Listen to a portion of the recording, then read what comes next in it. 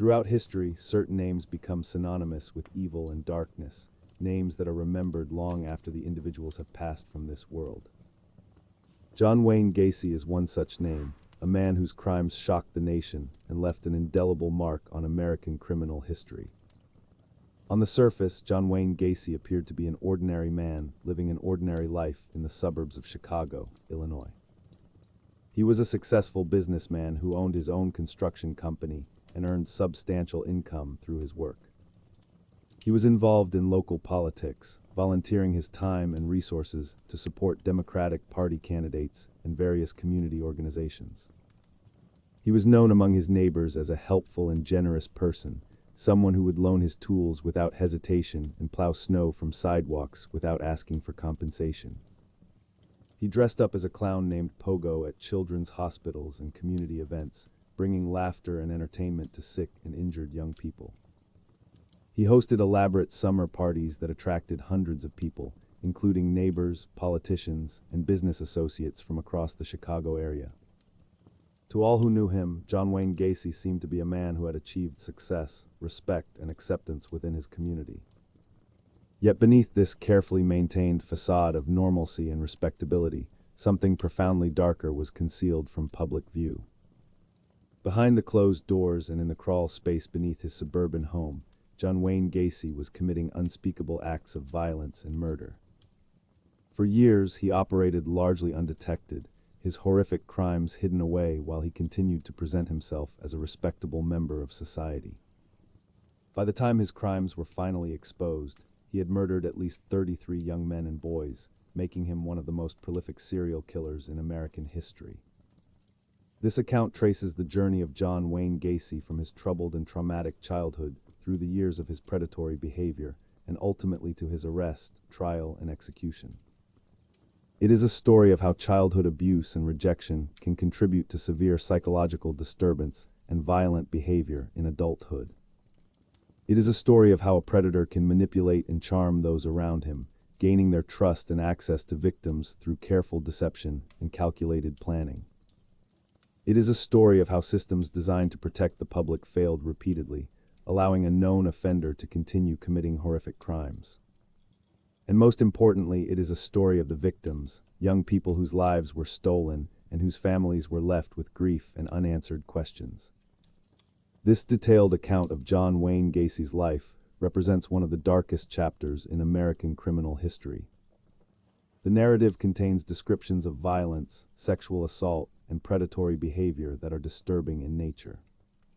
Yet this is an important story, one that deserves to be told and remembered so that society might learn from the past and better protect vulnerable individuals. What follows is the true story of John Wayne Gacy, a man whose horrific crimes changed the landscape of American criminal justice and victim protection forever. On March 17, 1942, a child was born into the world who would eventually become one of America's most notorious serial killers. John Wayne Gacy entered the world at Edgewater Hospital in Chicago, Illinois, arriving as the second of 3 children and the only son born to John Stanley Gacy and Marion Elaine Robison. His father worked as an auto repair machinist and was a veteran of the First World War, while his mother devoted herself to raising their family as a homemaker. The Gacy family carried Polish and Danish heritage within their bloodline, and they practiced the Catholic faith together as a household unit. From his earliest moments of consciousness, young John found himself caught between 2 opposing forces within his own home. His relationship with his mother was characterized by genuine closeness and affection, and she became his primary source of emotional comfort and protection. His 2 sisters also remained close to him throughout his childhood years. However, the relationship between John and his father was profoundly different, marked by tension, cruelty, and a pattern of emotional and physical abuse that would leave deep psychological scars. John Stanley Gacy Sr. was an alcoholic man whose drinking only seemed to intensify his harsh nature toward his son. He would frequently belittle the young boy, calling him degrading names like dumb and stupid, and constantly comparing him unfavorably to his sisters, suggesting that John would never measure up to their accomplishments or character. One of the earliest and most formative memories that John Wayne Gacy would carry throughout his entire life occurred when he was merely 4 years old.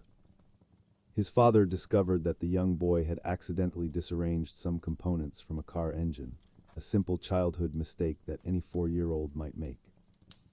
Rather than responding with patience or understanding, John Stanley Gacy Sr. responded with violent brutality, beating his young son with such force that the experience became permanently etched into the child's memory and psychology.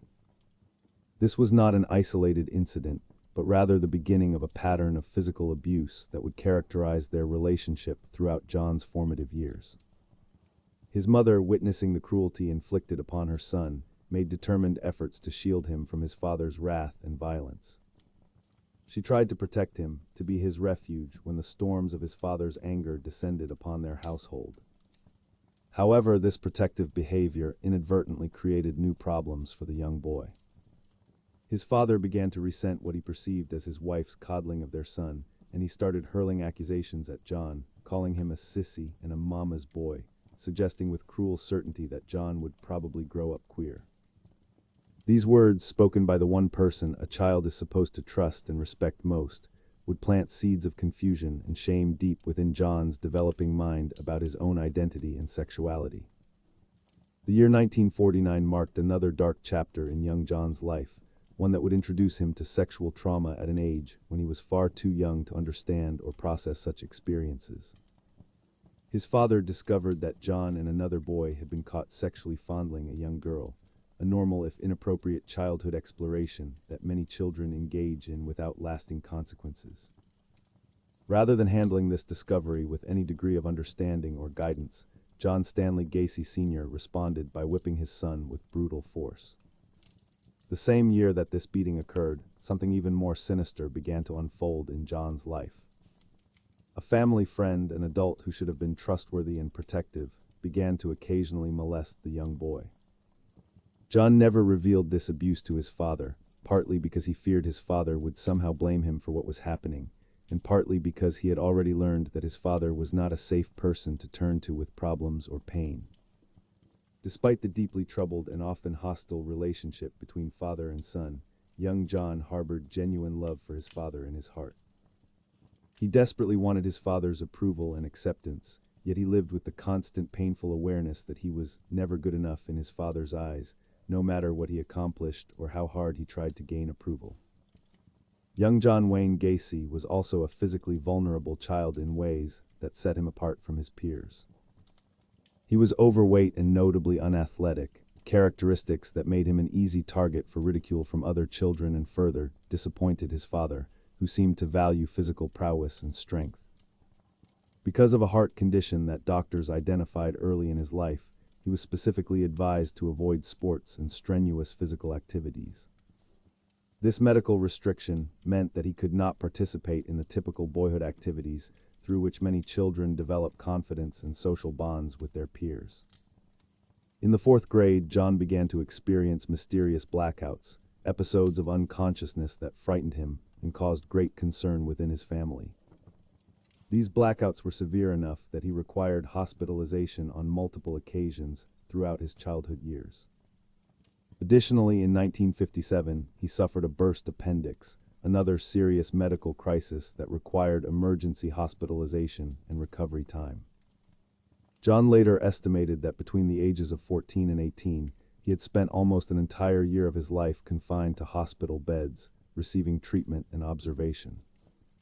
He attributed the significant decline in his academic grades directly to the vast amount of school he had missed due to these repeated hospitalizations. The medical condition that caused these blackouts was never conclusively diagnosed by any of the doctors who examined him throughout his childhood. His father, skeptical and dismissive of his son's ailments, suspected that John was malingering, that he was faking his symptoms for attention or to avoid responsibilities. On one particularly cruel occasion, as John lay in a hospital bed receiving treatment for one of his mysterious episodes, his father openly accused him of faking his condition. He stood beside his son's hospital bed and suggested that the boy was fabricating his symptoms, demonstrating a profound lack of empathy or understanding for a child who was genuinely suffering and afraid.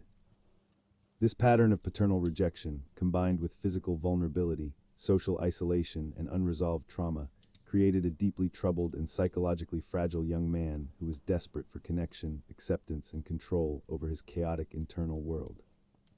By the year 1960, John Wayne Gacy had reached the age of 18 years old, and he began to explore involvement in the political sphere around him. He secured a position working as an assistant precinct captain for a local Democratic Party candidate, an opportunity that allowed him to feel connected to something larger than himself and to participate in the civic life of his community. However, his father's response to this political involvement was characteristically dismissive and cruel, as he called his son a patsy for engaging in what he considered foolish and beneath him. That same year, in what could have been perceived as a gesture of paternal support, John's father purchased an automobile for his son. Yet even this gift came with strings attached and conditions that reflected the controlling and manipulative nature of their relationship. His father deliberately kept the vehicle's title in his own name rather than transferring it to John, a calculated decision that maintained his power and control over his son's life and freedom. John was forced to spend several years working and earning money to pay his father back for the car before it would truly become his own possession. His father wielded additional control over the vehicle by confiscating the keys whenever John refused to comply with his demands or failed to follow his orders without question. In April of 1962, frustrated by his father's domination and control, young John made a significant decision that would change the trajectory of his life forever. He purchased an extra set of keys to the automobile, an act of quiet rebellion against his father's authority and power over him. When his father discovered this act of defiance, he responded characteristically by removing the distributor cap from the engine, a critical component necessary for the vehicle to operate.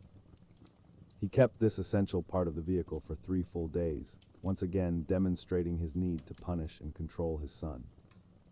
Hours after his father finally replaced the distributor cap back into the engine, John made a momentous decision that would send him far away from his family and his father's oppressive influence. He left home and drove to Las Vegas, Nevada, with only $136 to his name in his pocket.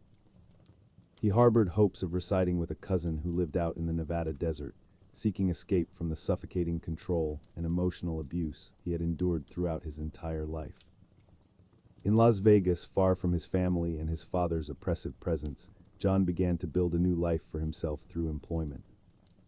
He found work in the Las Vegas ambulance service, a job that required him to respond to emergencies and assist people in crisis situations.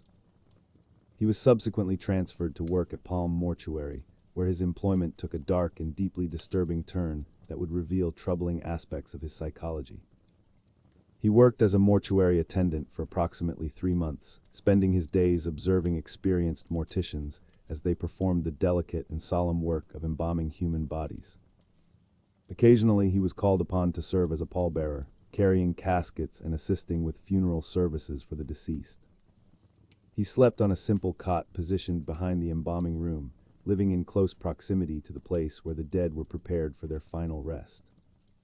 During his time working at the mortuary, John committed an act that would deeply disturb and trouble him psychologically for years to come. One evening, while he was alone in the mortuary with no one else present to witness his actions, he made a deeply troubling choice that revealed his disturbed state of mind. He clambered into the coffin of a teenage male who was lying there being prepared for burial, entering the enclosed space with the body of the deceased young person. Once inside the coffin with the corpse, he embraced the lifeless body, caressing it and engaging with it in a manner that suggested deeply confused and disturbing impulses. He later confessed that he experienced a profound sense of shock following this incident, a moment of psychological reckoning that forced him to confront the depths of his own disturbed mind. This experience at the mortuary proved to be a turning point for young John, and it prompted him to leave Las Vegas and return home to Chicago and his family. Whatever he had hoped to find or become through his time in the desert had become tainted by this deeply troubling episode, and he felt compelled to leave and return to the familiar, if painful, landscape of his childhood home. Shortly after returning to Chicago from his time in Las Vegas, John enrolled at Northwestern Business College, demonstrating a determination to improve himself and to build a respectable life. This was a significant achievement considering that he had never actually completed his high school education, a fact that would have discouraged many people from pursuing higher learning. He applied himself to his studies with apparent diligence and dedication, and he successfully graduated from the business college in the year 1963. Upon graduation, he secured a management trainee position with the Nunn-Bush Shoe Company, an opportunity that placed him on the path toward corporate success and respectability in the eyes of society. In 1964, the company recognized his apparent dedication and work ethic by transferring him to Springfield, Illinois, where he was assigned to work as a salesman. His performance in this role was evidently satisfactory to his employers, as the company eventually promoted him to the position of department manager, giving him authority over other employees. In March of that same year, his life took another significant turn when he became engaged to Marlon Myers, a co-worker at the Nunn-Bush Shoe Company. This engagement represented what appeared to be the beginning of a normal, respectable life trajectory for John Gacy, a path toward marriage, family, and social acceptance. During the period of his courtship with Marlon Myers, John joined the local chapter of the JCs, a civic and social organization dedicated to community service and charitable work.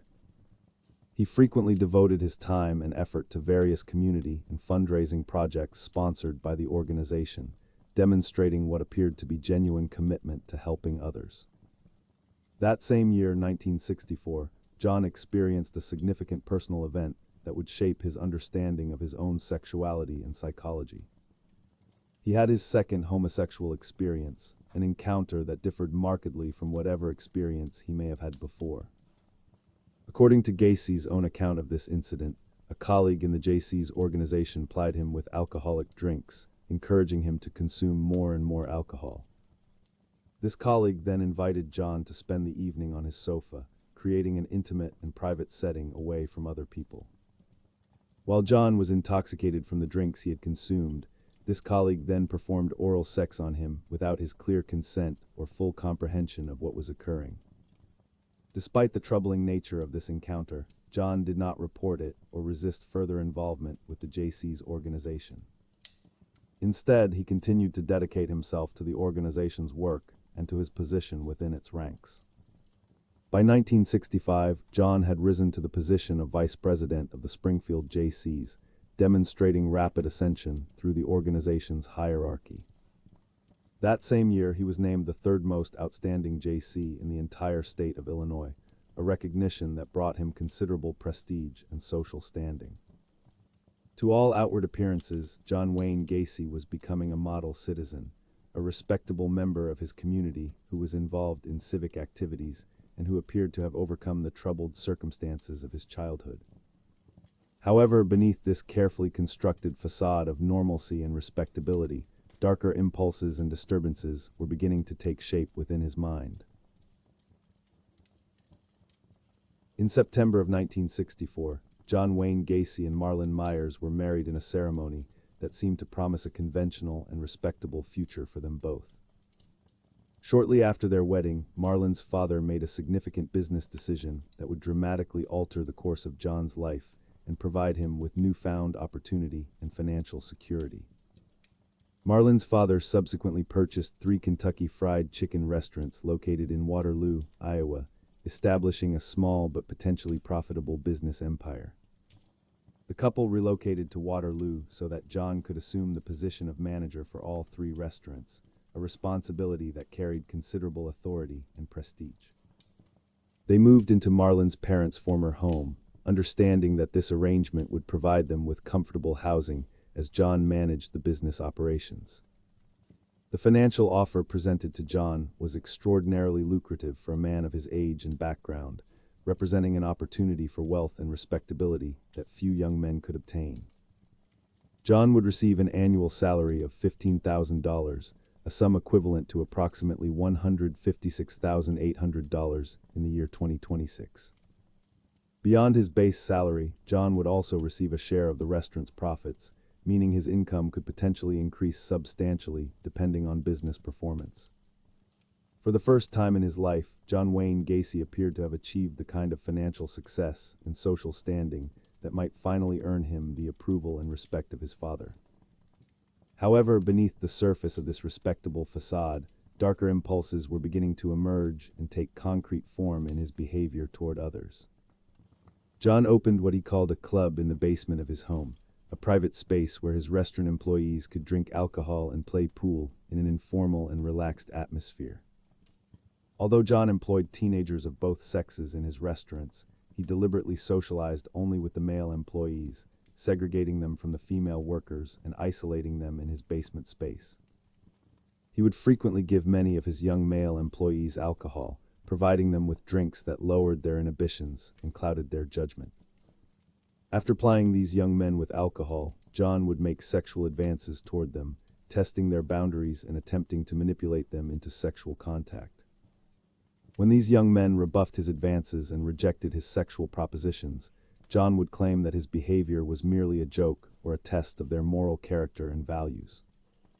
This pattern represented a calculated and predatory approach to gaining sexual contact with vulnerable young people under his authority. In February of 1966, Gacy's wife gave birth to a son, an event that represented another step toward the appearance of a normal and respectable family life. A daughter was born in March of 1967, completing what appeared to be a typical American family unit with 2 children. Gacy later described this period of his life as perfect, a characterization that revealed his warped perspective on his own situation and circumstances. He had finally, he believed, earned his father's approval through his financial success and his ability to provide for a family and maintain the appearance of respectability. When Gacy's parents visited him in Waterloo in July of 1966, his father privately apologized for the years of abuse he had inflicted upon his son throughout his childhood and adolescence. His father said to him, "Son, I was wrong about you," a statement that represented the validation and acceptance John had craved his entire life. His father shook his hand as he spoke these words, a gesture that seemed to seal a reconciliation between father and son. For John, this moment represented the culmination of years of effort to become the kind of person his father could respect and approve of. In Waterloo, John joined the local chapter of the JC's organization, continuing his involvement in the civic and charitable activities that had defined his years in Springfield. He regularly offered extended hours to the organization, dedicating his time and energy beyond his already demanding work schedule. He worked 12 and 14-hour days managing the 3 Kentucky Fried Chicken restaurants, yet he still found time to devote to JC's activities and fundraising projects. At JC's meetings, John often provided fried chicken from his restaurants to feed the assembled members, making himself appear generous and community-minded. He insisted on being called Colonel, a title he apparently enjoyed, and that contributed to the persona of respectability and authority he was carefully constructing. However, behind the scenes of this civic organization, darker and more sinister activities were occurring among some of its members. He and other Waterloo JCs were deeply involved in drug abuse, consuming illegal substances and engaging in illicit drug use. They were involved in the consumption and distribution of pornography, including materials of a sexual nature that they would view together and discuss. Some members of the Waterloo JCs engaged in prostitution, buying and selling sexual services, and John appeared to be aware of and possibly involved in these activities. The organization's members also engaged in wife swapping, a practice in which married couples would exchange partners for sexual encounters, representing a significant departure from conventional morality. Although John Gacy was considered ambitious and a braggart within the organization, someone who frequently boasted about his accomplishments and abilities, the JCs held him in surprisingly high regard. His standing within the organization was based primarily on his fundraising work and his apparent dedication to the group's charitable endeavors. In 1967, he was named the Outstanding Vice President of the Waterloo JCs, an honor that recognized his contributions to the organization. He also served on the board of directors, giving him additional authority and influence within the group's operations. In August of 1967, John Wayne Gacy committed an act that would mark the beginning of his criminal exposure and the eventual unraveling of his carefully constructed facade of respectability. He sexually assaulted 15-year-old Donald Voorhees Jr., the son of Donald Edwin Voorhees, a local politician who was also a fellow member of the Jaycees organization. John lured the young boy to his house with a seemingly innocent promise, telling him that he would show him heterosexual stag films, movies of a sexual nature that were regularly played at Jaycees events and gatherings. Once the boy was in his home and isolated from others, John plied Voorhees with alcohol, encouraging him to drink and become intoxicated. After the boy had consumed alcohol, John allowed him to watch a stag movie, further lowering his inhibitions and manipulating his judgment. John then persuaded the intoxicated teenager to engage in mutual oral sex, using manipulation and coercion to achieve his goal. During this sexual assault, John made a statement to the boy that revealed his predatory logic and his attempts to normalize the abuse he was committing. He told Voorhees, "You have to have sex with a man before you start having sex with women," suggesting that sexual contact with an adult man was a necessary and natural step in a young person's development. Over the following months after this initial assault, John continued his predatory behavior, sexually abusing several other youths in the Waterloo area. He engaged in increasingly brazen and manipulative tactics to gain sexual contact with vulnerable young people under his influence and authority.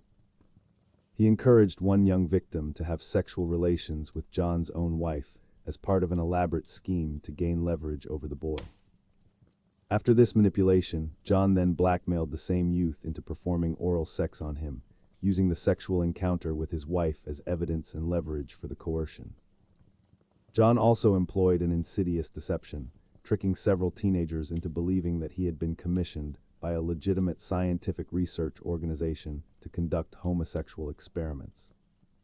He convinced these boys that participating in sexual contact with him was part of legitimate scientific research being conducted for academic purposes. He paid these teenagers up to $50 each for their participation in what he falsely claimed were scientific experiments.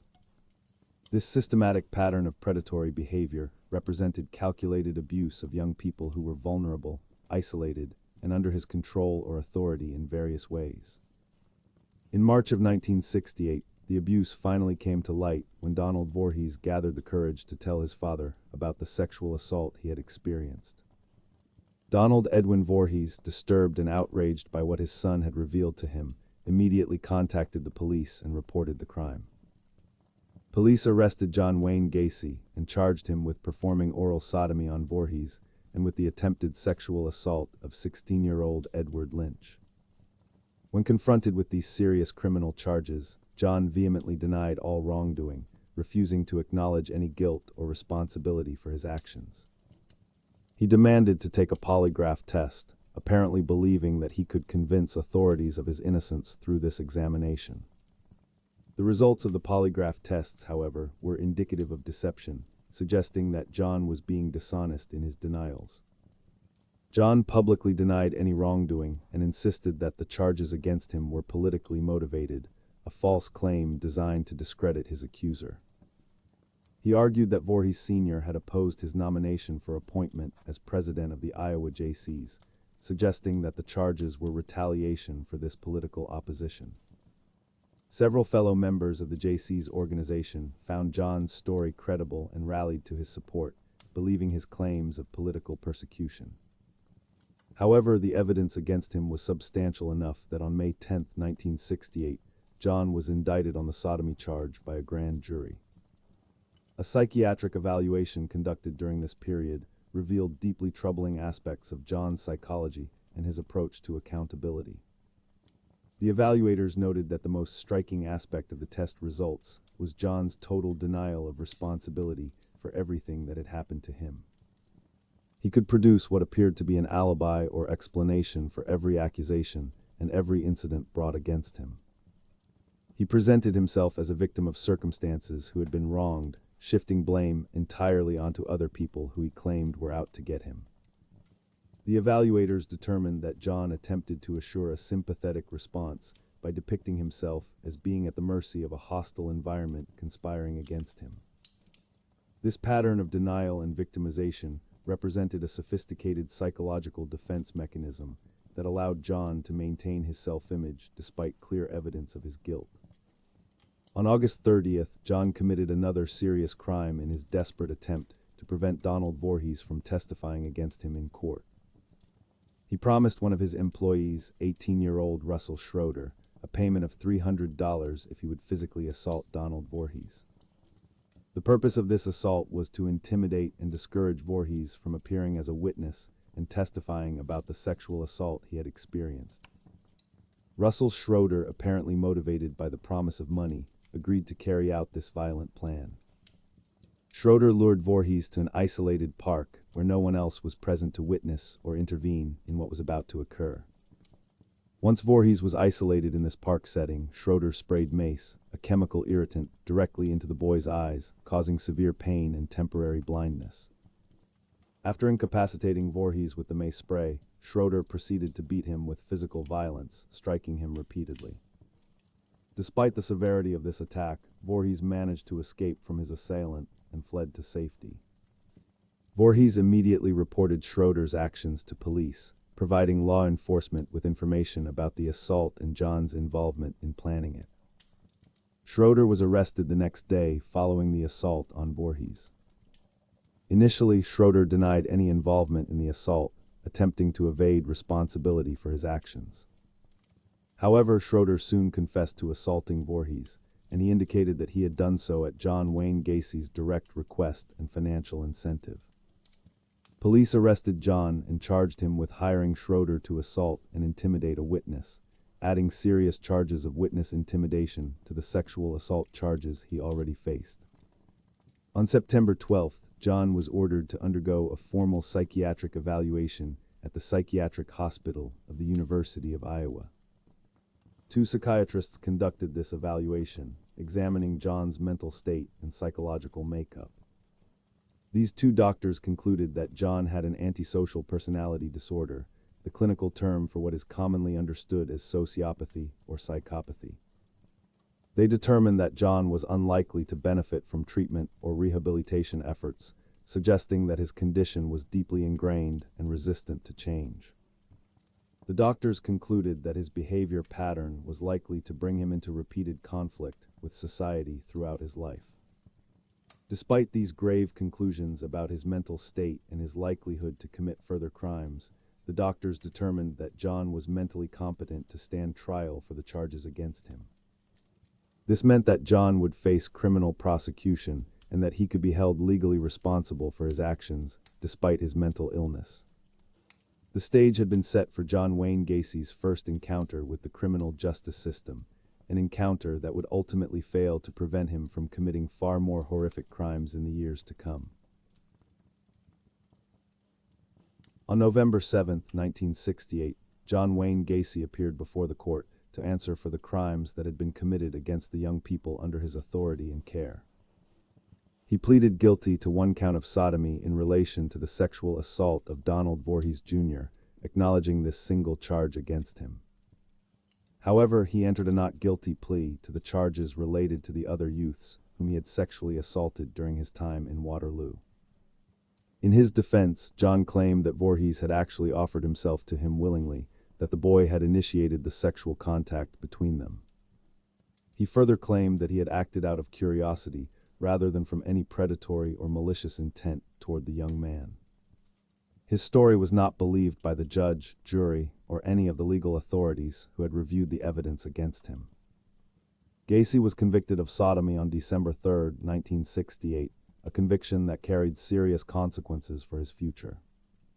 He was sentenced to 10 years imprisonment, a substantial prison sentence that would remove him from society for a significant portion of his life. He was ordered to serve his sentence at the Anamosa State Penitentiary, a maximum security facility located in Iowa.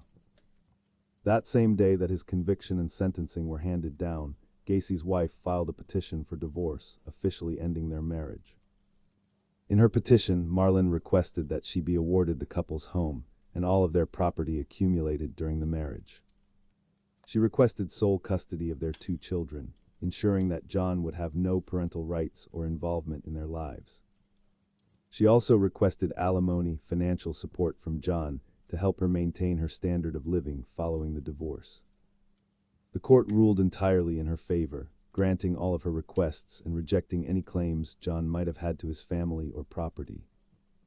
The divorce was officially finalized on September 18, 1969, making the separation legal and permanent. From that point forward, Gacy never saw his first wife or his 2 children again for the remainder of his life. The family that he had worked so hard to create, and that had represented his attempt at a normal, respectable life, was now completely severed from him. Despite his conviction and imprisonment, John's behavior in prison took a surprising turn that demonstrated his remarkable ability to manipulate and charm those around him. During his incarceration at Anamosa State Penitentiary, Gacy rapidly acquired a reputation as a model prisoner, someone who was cooperative, helpful, and seemingly reformed. Within just months of his arrival at the prison, he had risen to the position of head cook, a job that gave him authority and responsibility within the prison's operations. He also joined the Inmate JC chapter, an organization for inmates similar to the JC's organization he had been involved with on the outside. Through his involvement with the Inmate JCs, he demonstrated remarkable organizational skills and charisma. He increased the organization's membership from just 50 men to an impressive 650 men in less than 18 months.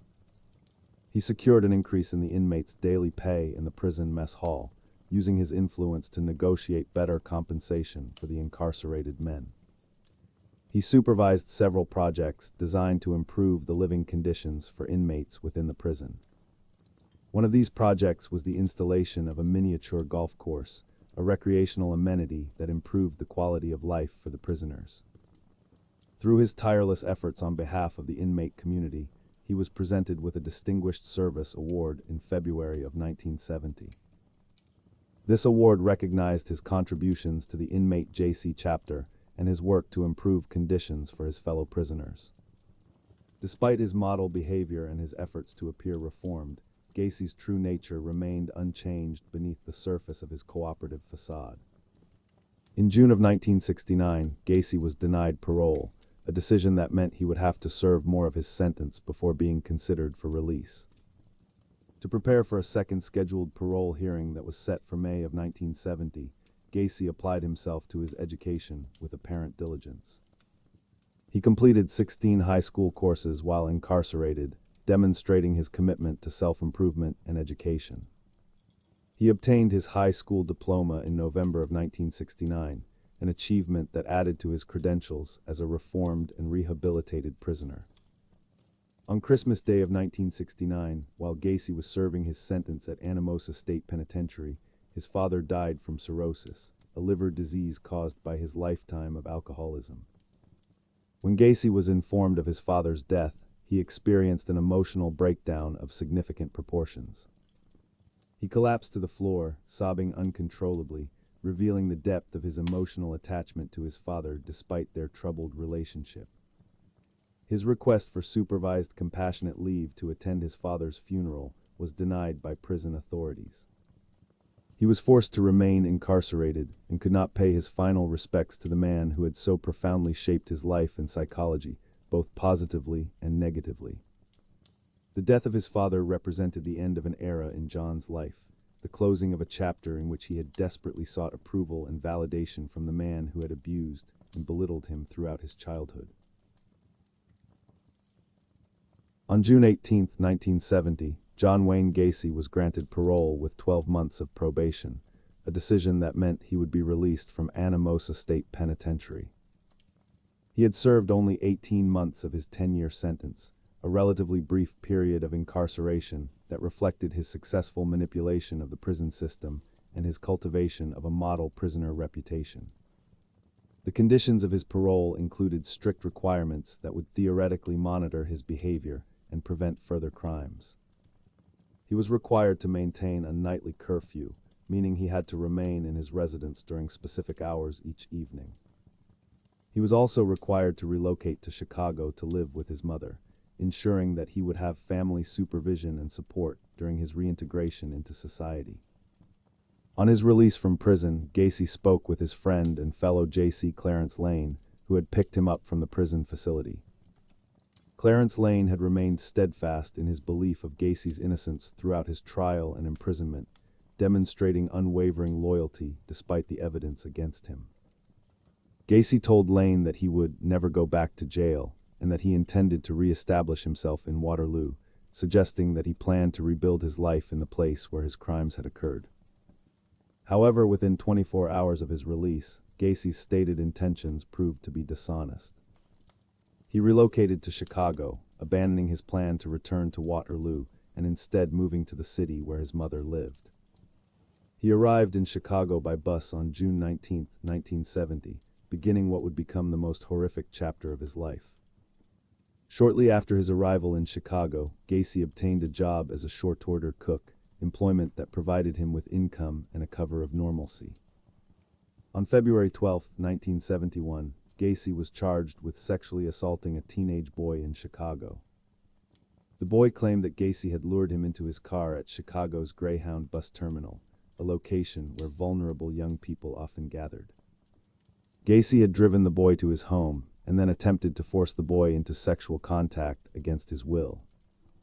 The court dismissed this complaint when the teenage boy failed to appear for the proceedings, a disappearance that prevented the case from moving forward.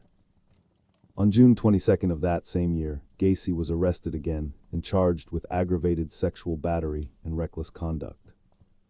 This charge came in response to a complaint filed by a youth who claimed that Gacy had flashed a sheriff's badge, presumably to establish false authority and gain control. The youth claimed that Gacy had lured him into his car and forced him to perform oral sex. These charges were subsequently dropped after the complainant attempted to blackmail Gacy, a development that allowed him to escape prosecution once again. Remarkably, the Iowa Board of Parole did not learn of these additional incidents and charges in Chicago. Gacy's parole officially ended on October 18, 1971, meaning he was no longer under the formal supervision of parole authorities.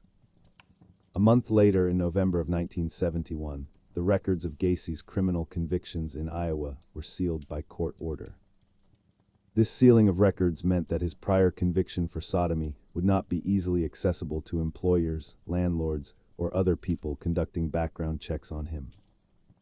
With financial assistance from his mother, Gacy purchased a ranch-style house at 8213 West Summerdale Avenue in unincorporated Norwood Park Township, Illinois. This area was part of metropolitan Chicago, placing the house in a suburban community northwest of the city center. He lived in this house from the time of his purchase until his arrest in December of 1978. According to Gacy's own later confessions, he committed all of his murders in this house, making it the location of unimaginable horror and death. Gacy was remarkably active in his local community and presented himself as helpful and friendly toward his neighbors. He willingly loaned his construction tools to neighbors who needed them for various projects. He plowed snow from neighborhood walks and sidewalks free of charge, establishing himself as a generous and community-minded person. From 1974 to 1978, he hosted themed annual summer parties at his house. These events were attended by up to 400 people, including neighbors, local politicians, and his business associates. These parties represented his continued effort to establish himself as a respected member of the community and to gain social acceptance and status. In August of 1971, shortly after Gacy and his mother moved into the house on Summerdale Avenue, he became engaged to Carol Hoff. Carol was a woman whom he had briefly dated during his high school years, representing a reconnection with someone from his past. Carol Hoff and her 2 young daughters from a previous marriage moved into the house shortly after the engagement. On July 1, 1972, John and Carol were married in a ceremony that marked his second marriage. Gacy's mother moved out of the house shortly before the wedding, vacating the space so that John and his new wife could begin their married life together. By 1975, Gacy had confessed to his wife that he was bisexual, revealing to her an important aspect of his sexuality that he had kept hidden. After the couple had sexual relations on Mother's Day that year, he informed her that this would be the last time they would engage in sexual activity together. He began spending most of his evenings away from home, only to return in the early morning hours. When questioned about his absences, he offered excuses that he had been working late or conducting business meetings. Carol observed Gacy bringing teenage boys into his garage during the early hours of the morning, a disturbing pattern that filled her with suspicion and dread. She found gay pornography in men's wallets containing identification and other personal items hidden inside the house. When she confronted Gacy about these items, asking him to explain what she had discovered, he responded with anger and dismissal. He informed her angrily that her discovery was none of her business and that she should not concern herself with his private matters. In October of 1975, after a particularly heated argument between them, Carol asked Gacy for a divorce. He agreed to her request, accepting the dissolution of their marriage without significant resistance. By mutual consent, Carol continued to live at his house until February of 1976, maintaining the appearance of a married couple while their relationship had already effectively ended. On March 2nd, the Gacy's divorce was officially finalized by court decree. The divorce was decreed on false grounds, with the court papers indicating that the divorce was based on Gacy's infidelity with women rather than the actual reasons for the separation. This false documentation represented a deliberate deception that masked the true nature of Gacy's bisexuality and his predatory behavior toward young men. In 1971, John established a part-time construction business that he named PDM Contractors, an acronym standing for Painting, Decorating, and Maintenance. With the approval of his parole officer, he worked evenings on his construction contracts while continuing to work as a cook during the day. Initially, he undertook minor repair work for clients in the Chicago area. As the business grew, he expanded to include more complex projects such as interior design, remodeling, and landscaping. In mid-1973, Gacy quit his job as a cook so that he could commit himself fully to the construction business. By 1975, PDM Contractors was expanding rapidly, and Gacy was working up to 16 hours per day to manage the business and complete projects. In March of 1977, he became a supervisor for PE Systems, a firm specializing in the remodeling of drugstores throughout the Chicago area. Between his work with PE Systems and his own PDM Contractors business, Gacy worked on up to 4 projects simultaneously. He frequently traveled to other states to oversee projects and supervise construction work for his clients. By 1978, PDM's annual revenue had grown to over $200,000, making it a highly profitable enterprise. Through his membership in a local Moose Club, a fraternal organization, Gacy became aware of a Jolly Joker clown club in the Chicago area. The members of this clown club regularly performed at fundraising events and parades throughout the community. They also voluntarily entertained hospitalized children, bringing joy and laughter to sick and injured young people. In late 1975, Gacy joined the clown club, beginning what would become one of the most disturbing aspects of his life. He created his own clown characters, giving them distinct personalities and appearances. He created Pogo the Clown, whom he described as a happy clown with a cheerful and friendly demeanor. He also created Patches the Clown, whom he described as a more serious character with a different personality. He devised his own makeup and costumes for both characters, developing elaborate presentations for his clown performances. Gacy seldom earned money for his clown performances, working largely as a volunteer for charitable and community events. He later said that acting as a clown allowed him to regress into childhood, to return psychologically to a younger version of himself. He performed as both Pogo and Patches at numerous local parties, political functions, and charitable events throughout the Chicago area. He performed at children's hospitals, bringing his clown act to sick and injured children who were confined to medical facilities. Gacy's voluntary public service as a clown throughout the years during which he was committing his murders led to him being known as the Killer Clown, a nickname that would become infamous. Much of PDM Contractors' workforce consisted of high school students and young men seeking employment and income. Gacy would often proposition his workers for sex, making unwanted sexual advances toward them. He would insist on sexual favors in return for lending his vehicles, providing financial assistance, or offering promotions within the company. He used his position of authority as an employer to coerce and manipulate young men into sexual contact. Gacy also claimed to own guns, and he used threats of violence to intimidate and control his employees. He once told an employee, "Do you know how easy it would be to get one of my guns and kill you, and how easy it would be to get rid of the body?" This statement represented a direct threat of murder and disposal of a body, a chilling revelation of Gacy's violent thoughts and fantasies. In 1973, Gacy and a teenage employee traveled to Florida to view a property that Gacy had purchased. While they were in Florida, Gacy raped the teenage employee in their hotel room, committing a violent and brutal crime. After returning to Chicago, this employee, traumatized and enraged by the assault, drove to Gacy's house and beat him in his front yard. Gacy told his wife that he had been attacked for refusing to pay the employee for poor quality painting work, a fabricated explanation designed to conceal his own crimes.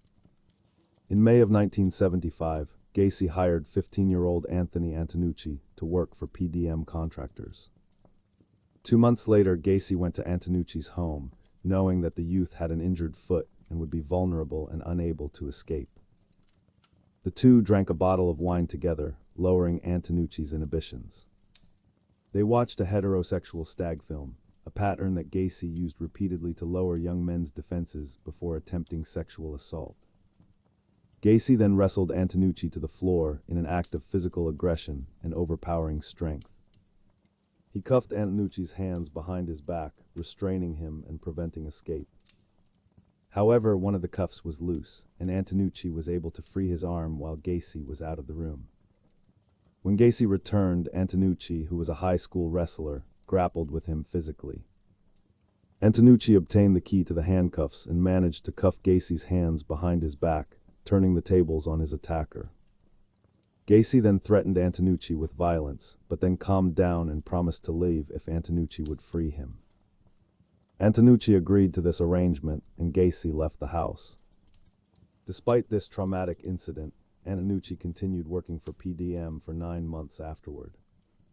Remarkably, Gacy made no further attempts to assault Antonucci during this period, possibly because the youth had proven he could defend himself.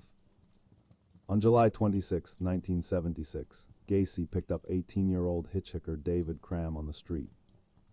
He offered Cram a job with PDM contractors, and Cram began working for him that same evening. On August 21st, Cram moved into Gacy's house, placing himself in close proximity to his predatory employer. The next day, Cram and Gacy had several drinks together to celebrate Cram's 19th birthday. Gacy dressed as Pogo the Clown during this celebration, creating a surreal and disturbing atmosphere for the young man. Gacy tricked Cram into donning handcuffs, but he placed them on Cram's wrists in front of his body rather than behind. He swung Cram around while holding the chain linking the cuffs, displaying his control and power over the restrained young man. Then Gacy said he intended to rape Cram, making his intentions explicitly clear. Cram kicked Gacy in the face, breaking free from his grasp and defending himself against the sexual assault. A month later, Gacy appeared at Cram's bedroom door, intending to rape him once again. He said to Cram, "Dave, you really don't know who I am. Maybe it would be good if you give me what I want," attempting to manipulate and intimidate him into compliance. Cram resisted Gacy's advances, straddling him and preventing him from achieving his goal. Gacy left the bedroom stating, "You ain't no fun," an expression of his frustration at being unable to complete his assault. Cram moved out of Gacy's house on October 5th and left PDM, but he periodically worked for Gacy over the following 2 years. Shortly after Cram left, another employee, 18-year-old Michael Rossi, moved into Gacy's house. Michael Rossi had worked for PDM since May 23, 1976, and had already established a relationship with Gacy. He lived with Gacy until April of 1977. Rossi sometimes assisted Gacy in his clown performances at grand openings of businesses and other community events. Gacy would perform as Pogo the Clown while Rossi performed as Patches the Clown, creating a disturbing duo that entertained the public while hiding the predatory nature of their association. John entered local Democratic Party politics, beginning his involvement by initially offering the use of his employees to clean the Democratic Party headquarters at no charge. This generous offer was rewarded with an invitation to serve on the Norwood Park Township Street Lighting Committee, a position of some authority in local government. His service on the committee subsequently earned him the title of precinct captain, a position that carried political power and influence. In 1975, Gacy was appointed director of Chicago's annual Polish Constitution Day Parade, a prestigious position that recognized his status in the Polish-American community. Through his work directing the parade, which he would supervise until 1978, Gacy met and was photographed with First Lady Rosalind Carter, wife of President Jimmy Carter. In the photograph, Gacy is wearing an S pin, indicating that he had been given special clearance to be in proximity to the First Lady. This photograph would later become an embarrassment to the United States Secret Service, which had failed to recognize that a convicted sex offender was in such close proximity to the First Lady of the United States. This moment represented the pinnacle of Gacy's social integration and public acceptance, a time when he appeared to be a respected member of the community while simultaneously committing murders and other horrific crimes. John murdered at least 33 young men and boys, 26 of whom he buried in the crawl space of his house, a dark and fetid tomb beneath his suburban home. His victims included people he knew from his business and personal life, as well as random individuals he lured from Chicago's Greyhound bus station, from Bughouse Square, or off the streets with false promises. He promised many of them a job with PDM contractors, offering them employment and income as bait to bring them to his house. Others were lured with the promise of alcohol, drugs, or money in exchange for sexual acts. Some victims were grabbed by force when they resisted his advances or tried to escape. Others were conned into believing that John, who often carried a sheriff's badge and had red spotlights installed on his black Oldsmobile, was actually a police officer with legitimate authority. John usually lured a lone victim to his house, isolating them from any potential help or rescue. However, on more than one occasion, John had what he called doubles, murders in which he killed two victims on the same evening. Inside his home, John's usual method of operation began with plying a youth with alcohol, drugs, or generally gaining his trust through manipulation and false friendship. Once he had lowered a victim's defenses, he would produce a pair of handcuffs and claim he wanted to show them a magic trick. Sometimes he performed this trick as part of his clowning routine, dressed as Pogo the Clown to make the moment seem playful and harmless. He would typically cuff his own hands behind his back, then surreptitiously release himself using a hidden key. He would then offer to show his intended victim the trick, convincing them to allow him to place handcuffs on their wrists. With his victim restrained and unable to escape, John proceeded with rape and torture of horrific brutality. He frequently began by sitting on or straddling his victim's chest, using his weight to pin them down and prevent resistance. He would then force the victim to perform oral sex on him, degrading and humiliating them as he asserted his power and control. After the initial sexual assault, John inflicted acts of torture that were designed to cause maximum pain and suffering. He burned victims with cigars, pressing the lit ends into their skin and causing blistering and scarring pain. He made his captives imitate a horse as he sat on their back and pulled on makeshift reins fashioned around their necks, an act of sadistic humiliation. He violated victims with foreign objects such as dildos and prescription bottles after he had sexually assaulted them. John frequently manacled his captives' ankles to a 2x4 wooden beam with handcuffs attached at each end, an act that he had been inspired to perform after reading about the Houston mass murders. He taunted many victims throughout their abuse, mocking them and making cruel comments about their suffering and helplessness. He was known to have partly drowned several victims in his bathtub before repeatedly reviving them, a form of torture designed to simulate death without actually killing them. John typically murdered his victims by placing a rope tourniquet around their neck and progressively tightening it with a hammer handle, a slow and agonizing method of death. He referred to this killing method as the rope trick, frequently informing his victim with cruel mockery, "This is the last trick." Occasionally, the victim would convulse for an hour or two, before dying from strangulation. However, several victims died by asphyxiation from cloth gags that John stuffed deep into their throats to silence their screams. Except for his two final victims, all were murdered between 3 o'clock and 6 o'clock in the morning, during the dark hours when neighbors were asleep and could not hear the sounds of violence. John usually stored the victims' corpses under his bed for up to 24 hours before burying them in the crawl space beneath his house.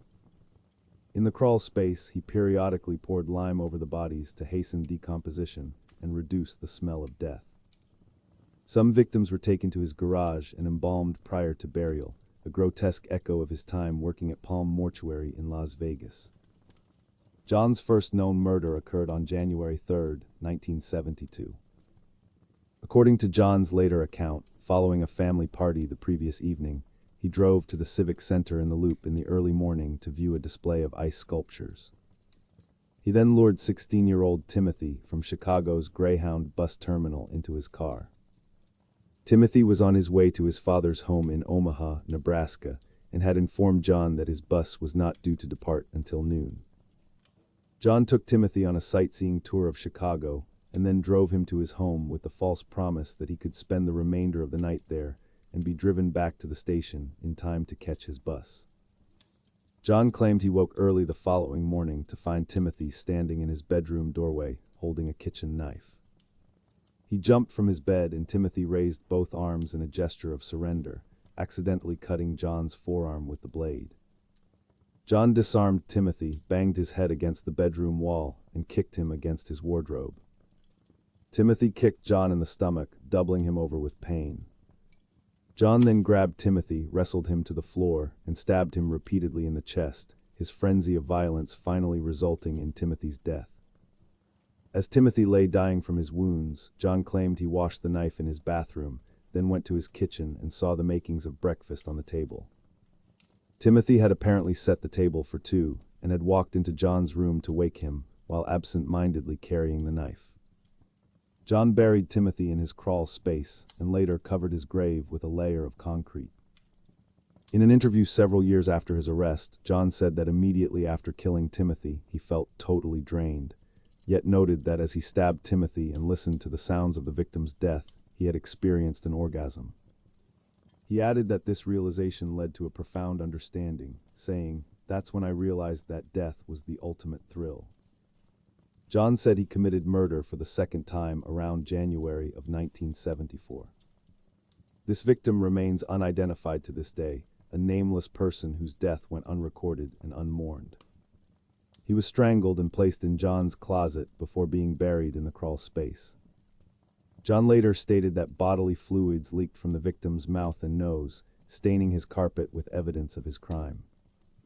Because of this incident and the mess it created, John regularly stuffed rags, the victim's own underwear, or a sock deep into the mouths of subsequent victims to prevent such leakage and keep his house cleaner.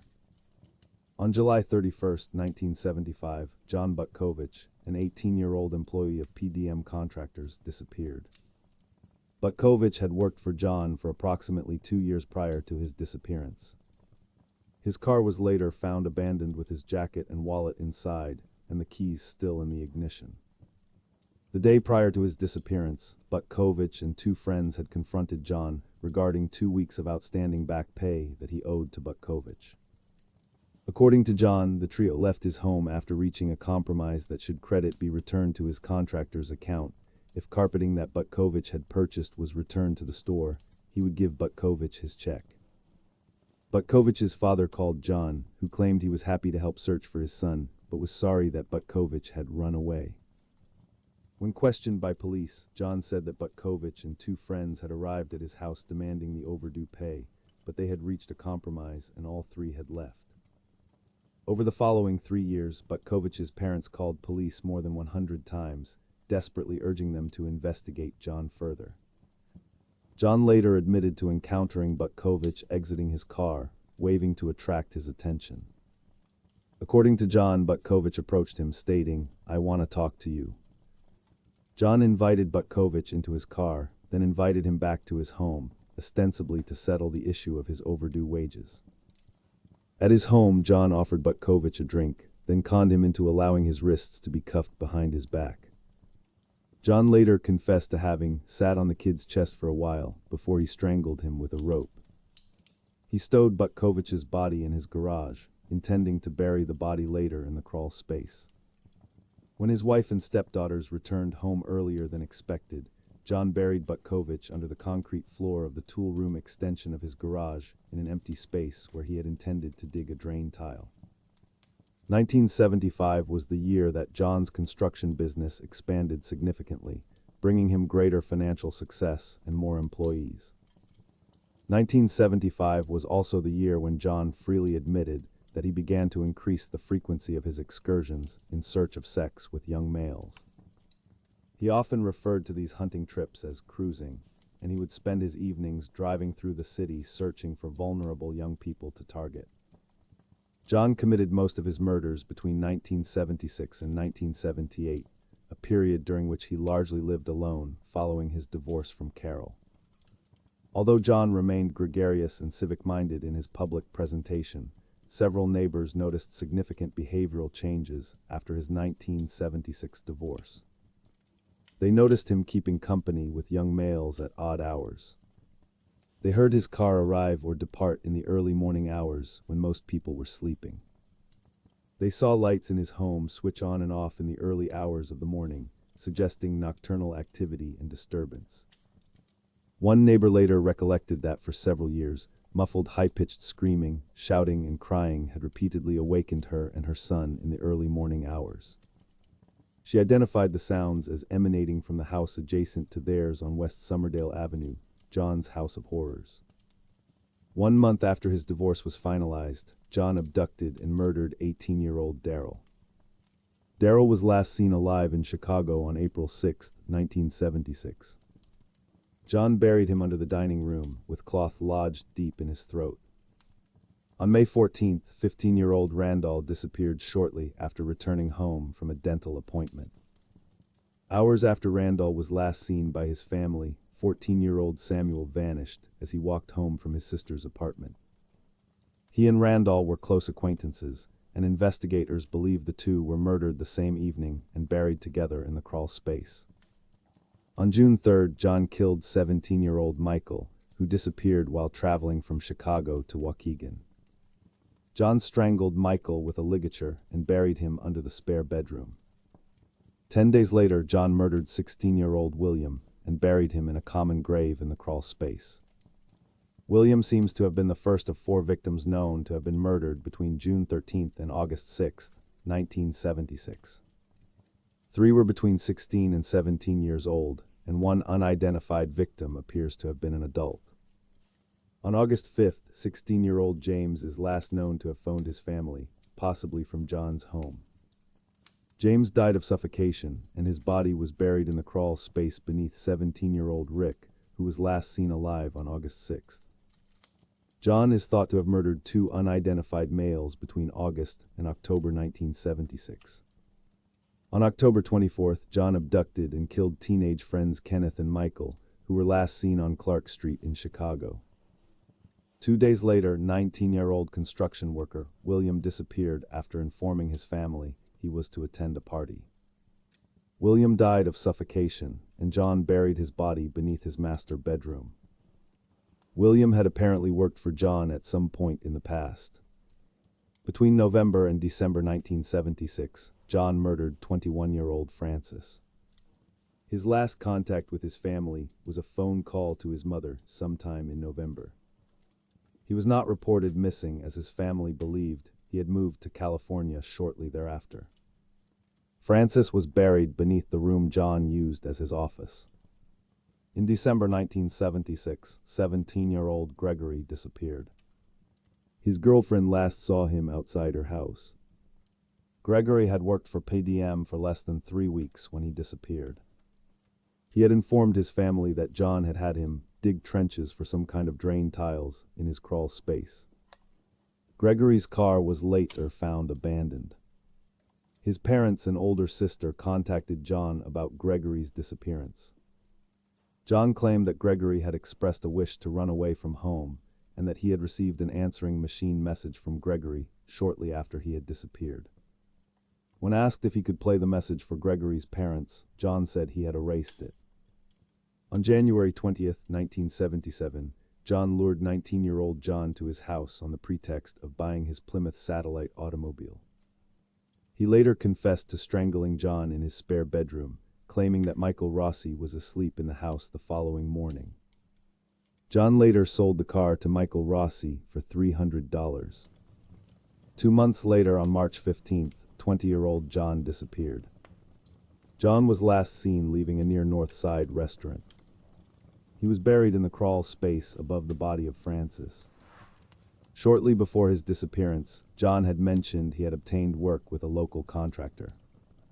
John murdered one additional unidentified youth and buried him in the crawl space in the spring or early summer of 1977. On July 5th, John killed 19-year-old Matthew. Matthew's mother last saw him at a suburban train station where he had intended to travel to Harwood Heights for a court appointment. The following month, Michael Rossi was arrested for stealing gasoline while driving the Plymouth Satellite. The gas station attendant noted the license plate, and police traced the car to John's house. When questioned, John told officers that the car owner had sold the car to him in February, saying he needed money to leave town. A check of the VIN confirmed the car had belonged to the original owner. The police did not pursue the matter further, although they did inform the car owner's mother that her son had sold his car. By the end of 1977, John had murdered 6 more young men between the ages of 16 and 21.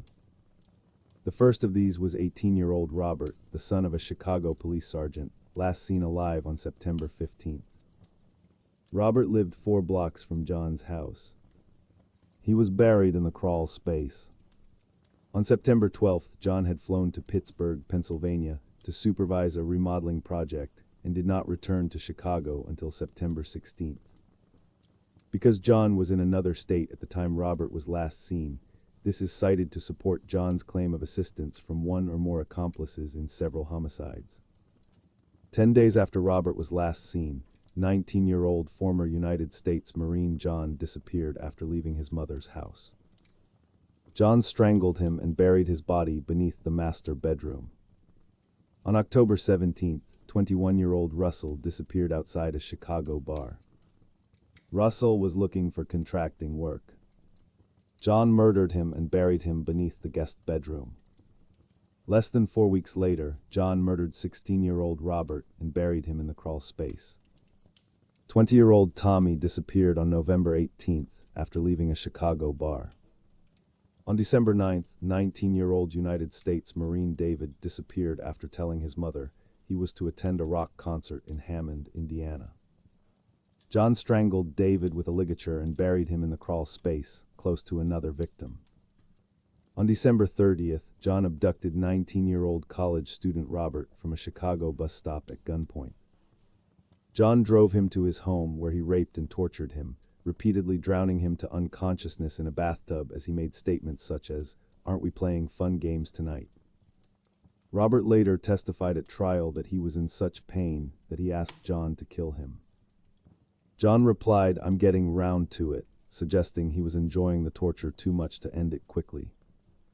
After several hours of this horrific treatment, John drove Robert to his workplace and released him, warning him that if he complained to police, they would not believe him.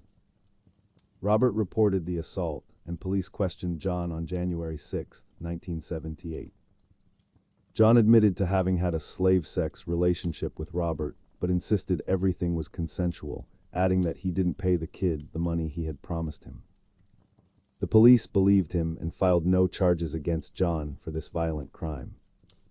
The following month, John killed 19-year-old William, who disappeared on February 16th after telling his fiancée, who knew John, that he was going to a bar. William was the final victim buried in the crawl space beneath John's house. On March 21st, John lured 26-year-old Jeffrey into his car. John chloroformed him, rendering him unconscious, and drove him to his house. At his house, Jeffrey's arms and head were restrained in a pillory device affixed to the ceiling, and his feet locked into another device. John raped and tortured Jeffrey with instruments including lit candles and whips, inflicting severe pain on the helpless young man. John repeatedly chloroformed Jeffrey into unconsciousness, a process he apparently enjoyed for the control it gave him. John then dumped Jeffrey in Chicago's Lincoln Park, leaving him unconscious but alive on the ground. Jeffrey managed to stagger to his girlfriend's apartment despite his injuries and trauma. Police were informed of the assault but did not investigate John or pursue any charges. Jeffrey was able to recall details about John's black Oldsmobile, the Kennedy Expressway route they had driven, and particular side streets.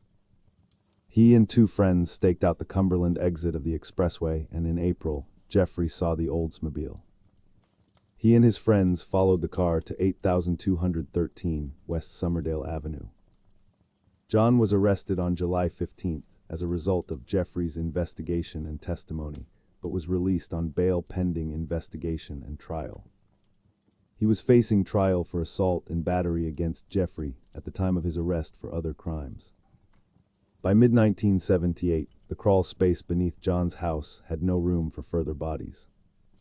The ground was completely filled with the remains of his victims, 26 young people whose lives had been stolen by his predatory violence. John later confessed to police that he considered stowing additional bodies in his attic, but had been worried about complications arising from leakage of bodily fluids. Therefore, he chose to dispose of his subsequent victims off the Interstate 55 bridge into the Des Plaines River. John stated he had thrown 5 bodies into this river in 1978, one of which he believed had landed on a passing barge. Only 4 of the bodies were ever found and recovered from the river. The first known victim thrown from the bridge was 20-year-old Timothy. He was murdered in mid-June after leaving his apartment to purchase cigarettes. Shortly before his disappearance, Timothy had told his roommate a contractor on the Northwest Side had offered him a job. On November 4th, John killed 19-year-old Frank. Frank was last seen alive by his father walking along Foster Avenue. His naked body was found close to an inlet in the Des Plaines River by 2 duck hunters on November 12th. On November 24th, 20-year-old James disappeared after Thanksgiving dinner with his family. James had informed his sister the day before that he was working in construction. He was last seen walking in the direction of Bughouse Square. On the afternoon of December 11, 1978, John visited the Nissen Pharmacy in Des Plaines to discuss a potential remodeling deal with the store owner, Phil. While he was within earshot of 15-year-old part-time employee Robert, John mentioned that his firm often hired teenage boys at a starting wage of $5 per hour, almost double the pay that Robert earned at the pharmacy. Shortly after John left the pharmacy, Robert's mother arrived at the store to drive her son home so the family could celebrate her birthday together. Robert asked his mother to wait, adding that some contractor wants to talk to me about a job. He left the store at 9 o'clock in the evening, promising to return shortly. Robert was murdered shortly after 10 o'clock in the evening at John's home. John later stated that at his house, he gave Robert a soft drink before asking whether there was anything he wouldn't do for the right price. Robert replied that he did not mind working hard. In response, John stated that good money could be earned by hustling, although Robert was dismissive of the suggestion. John then duped Robert into donning handcuffs, beginning the process that would lead to his death. John's subsequent statements regarding the events varied considerably, as he gave multiple different accounts of what occurred. In one of his initial statements, he claimed Robert failed to resist as he removed the boy's trousers. He also stated that as he placed the rope around Robert's neck, the boy was crying, scared, begging for mercy that would never come. John admitted to having received a phone call from a business acquaintance as Robert lay dying, a moment of his life interrupted by a mundane business matter. The murder of Robert would prove to be the pivotal crime that would finally lead to John's arrest and the exposure of his horrific crimes to the world. When Robert failed to return home that evening, his family filed a missing person report with the Des Plaines Police Department. Phil, the pharmacy owner, named John as the contractor that Robert had most likely left the store to talk to about employment. Lieutenant Joseph Kozingsack, whose son attended Maine West High School just like Robert, chose to investigate John further based on this information. A check of John's criminal background revealed that he had an outstanding battery charge in Chicago and had been imprisoned in Iowa for the sodomy of a 15-year-old boy. This prior criminal history immediately raised red flags about his trustworthiness and his potential for violence. Kozinczak and two Des Plaines police officers visited John at his home the following evening to question him about Robert's disappearance. John indicated he had asked one of the youths working at the pharmacy, whom he believed to be Robert, whether there were any remodeling materials behind the store. He was adamant, however, that he had not offered Robert a job and had only returned to the pharmacy shortly after 8 o'clock in the evening, as he had left his appointment book there. John promised to come to the police station later that evening to make a statement, indicating he was unable to do so at that moment as his uncle had just died. When questioned as to how soon he could come to the police station, he responded with apparent indignation, "You guys are very rude. Don't you have any respect for the dead?" At 3:20 in the morning, John arrived at the police station covered in mud, claiming he had been involved in a car accident. On returning to the police station later that day, John denied any involvement in Robert's disappearance and repeated that he had not offered him a job. John reiterated that he had returned to the pharmacy in response to a phone call from Phil informing him he had left his appointment book at the store. However, detectives had already spoken with Phil, who denied calling John or having any such conversation with him. At the request of detectives, John prepared a written statement detailing his movements on December 11th, attempting to establish an alibi for the time of Robert's disappearance. Suspecting that John might be holding Robert at his home, Des Plaines police obtained a search warrant on December 13th. This search revealed several highly suspicious items that painted a disturbing picture of John's private life and activities. They found several police badges, a starting pistol, a syringe and hypodermic needle, handcuffs of various types. Books about homosexuality and pederasty, pornographic and stag films, capsules of amyl nitrite, a dildo, a 2x4 wooden beam with 2 holes drilled into each end. Bottles of Valium and atropine, several driver's licenses that did not belong to John, a blue hooded parka, and underwear that was far too small to fit John. They also found a class ring engraved with the initials JAS, a Nissan pharmacy photo receipt in a trash can alongside a 36-inch section of nylon rope. The collection of items painted an undeniable portrait of a man engaged in predatory behavior and the sexual exploitation of young people. The Des Plaines police confiscated John's black Oldsmobile and other PDM work vehicles as evidence. Surveillance teams consisting of multiple officers monitored John as the investigation continued, following his movements and tracking his activities. The following day, investigators received a phone call from Michael Rossi, John's former employee and housemate. Michael informed the investigators of Gregory's disappearance and the fact that another PDM employee, Charles, had been found drowned in an Illinois river earlier that year. This information suggested a pattern of young men connected to John disappearing or dying under suspicious circumstances. On December 15th, Des Plaines investigators obtained further details of John's battery charge, learning that Jeffrey Rignall had reported that John had lured him into his car, then chloroformed, raped, and tortured him before dumping him in Lincoln Park. In an interview with John's former wife that same day, they learned of the disappearance of John Butkovich, an employee who had vanished years earlier. The same day, the class ring was traced to a John Allen Scheich, a young man whose mother could provide more information about her missing son. An interview with Scheich's mother revealed that several items from her son's apartment were also missing, including a Motorola television that police suspected was in John's possession. By December 16th, John was becoming affable with the surveillance detectives, regularly inviting them to join him for meals in restaurants and occasionally for drinks in bars or at his home.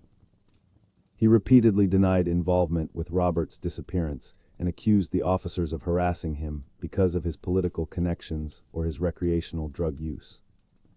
Knowing these officers were unlikely to arrest him on anything trivial, he openly taunted them by flouting traffic laws and succeeded in losing his pursuers more than once. That afternoon, David Cram consented to a police interview in which he revealed that, because of his poor timekeeping, John had once given him a watch which he claimed to have obtained from a dead person. This casual revelation about obtaining a watch from a deceased person added to the growing body of suspicious behavior. Investigators conducted a formal interview of Michael Rossi on December 17th. He informed them that John had sold him Sheikh's vehicle, explaining that John had told him Sheikh had sold the car because he needed money to move to California. A further examination of John's Oldsmobile revealed a small cluster of fibers in the trunk, suspected to be human hair. That evening, 3 trained search dogs were used to determine whether Robert had been present in any of John's vehicles. One dog laid on the passenger seat of John's Oldsmobile, and what the dog's handler informed investigators was a death reaction, indicating that Robert's body had been present in that vehicle. That evening, John invited detectives Albrecht and Hatchmeister to a restaurant for a meal, continuing his attempt to charm and manipulate the officers investigating him. Early on December 18th, he invited them into another restaurant where, over breakfast, he discussed his business, his marriages, and his clowning. During the conversation, John made a chilling remark that would later take on profound significance. "You know, clowns can get away with murder." By December 18th, John was beginning to display signs of strain from the constant surveillance. He was unshaven, looked tired and anxious, and was drinking heavily.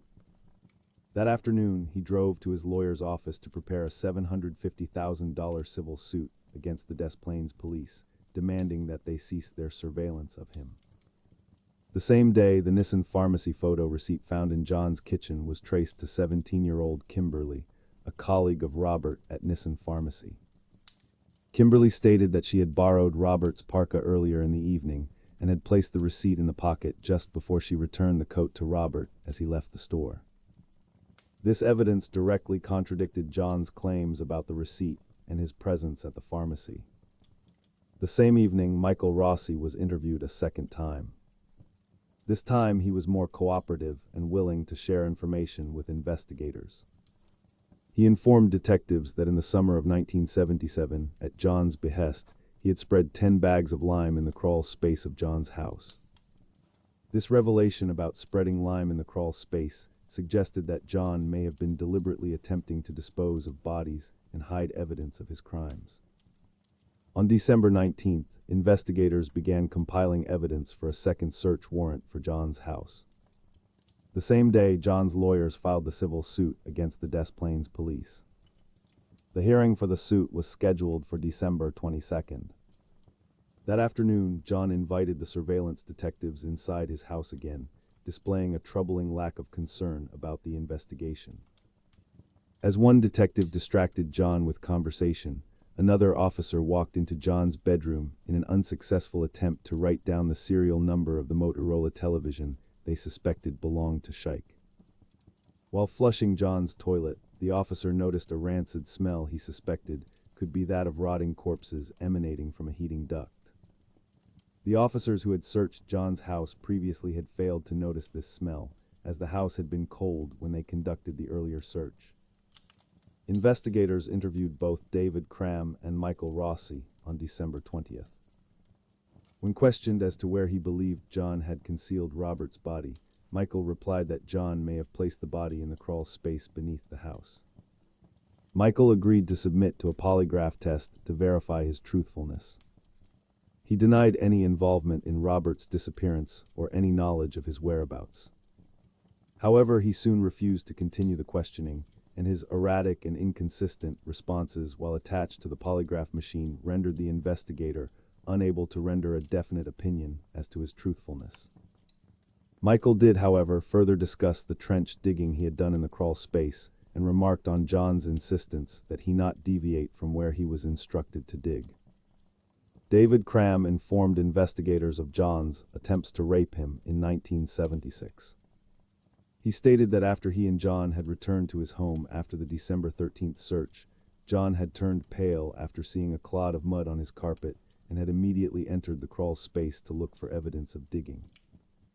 When asked whether he had been to the crawl space, David replied he had once been asked by John to spread lime down there and had also dug trenches, which John had explained were for drainage pipes. David stated these trenches were 2 feet wide, 6 feet long, and 2 feet deep, dimensions consistent with graves rather than drainage pipes. On the evening of December 20th, John drove to his lawyer's office in Park Ridge to attend a scheduled meeting, ostensibly to discuss the progress of his civil suit against the police. John appeared anxious and disheveled and immediately asked for an alcoholic drink. His lawyer Sam fetched a bottle of Seagram's whiskey, and John immediately drank 2 cupfuls. Sam, by this stage dubious of John's claims of innocence, then asked what John had to discuss with him. He placed a copy of the Daily Herald on his desk and stated, "You said you had something new to tell me, something important." John picked up the newspaper, pointed to the front page article covering the disappearance of Robert, and said, "This boy is dead, he's in a river." John then proceeded to give a rambling confession that ran into the early hours of the following morning. He began by stating he had been the judge, jury, and executioner of many, many people, and that he now wanted to be the same for himself. He stated he had murdered at least 30 victims, most of whom he had buried in his crawl space, and had disposed of 5 other bodies in the Des Plaines River. John dismissed his victims as male prostitutes, hustlers, and liars, dehumanizing them and refusing to acknowledge them as people. He added that he sometimes awoke to find dead, strangled kids with their hands cuffed behind their backs, suggesting that some of his crimes occurred during periods when he was in an altered mental state. He claimed he had buried their bodies in his crawl space as he believed they were his property, a statement that revealed his complete lack of empathy and his distorted moral framework. As a result of the alcohol he had consumed, John fell asleep midway through his confession. Sam immediately arranged a psychiatric appointment for John that morning, recognizing the severity of John's mental condition. On awakening several hours later, John shook his head when informed by Sam that he had confessed to killing approximately 30 people. He said, "Well, I can't think about this right now. I've got things to do," demonstrating a disturbing disconnect from the gravity of his confessions. Ignoring his lawyer's advice regarding his scheduled psychiatric appointment, John left to attend to his business affairs. John later recollected his memories of his final day of freedom as being hazy, adding he knew his arrest was inevitable and that he intended to visit his friends and say his farewells. After leaving his lawyer's office, John drove to a gas station where he handed a small bag of cannabis to the attendant. The attendant immediately handed the bag to the surveillance officers, adding that John had told him, "The end is coming for me. These guys are going to kill me." John then drove to the home of Ronald, a fellow contractor and friend. John hugged Ronald before bursting into tears and saying, "I've been a bad boy. I killed 30 people, give or take a few." John left Ronald and drove to David Cram's home to meet with David and Michael Rossi. The surveillance officers noted he was holding a rosary to his chin, praying while he drove along the expressway, a spiritual gesture that contrasted sharply with his recent confessions of murder. After talking with David and Michael, John had David drive him to a scheduled legal meeting.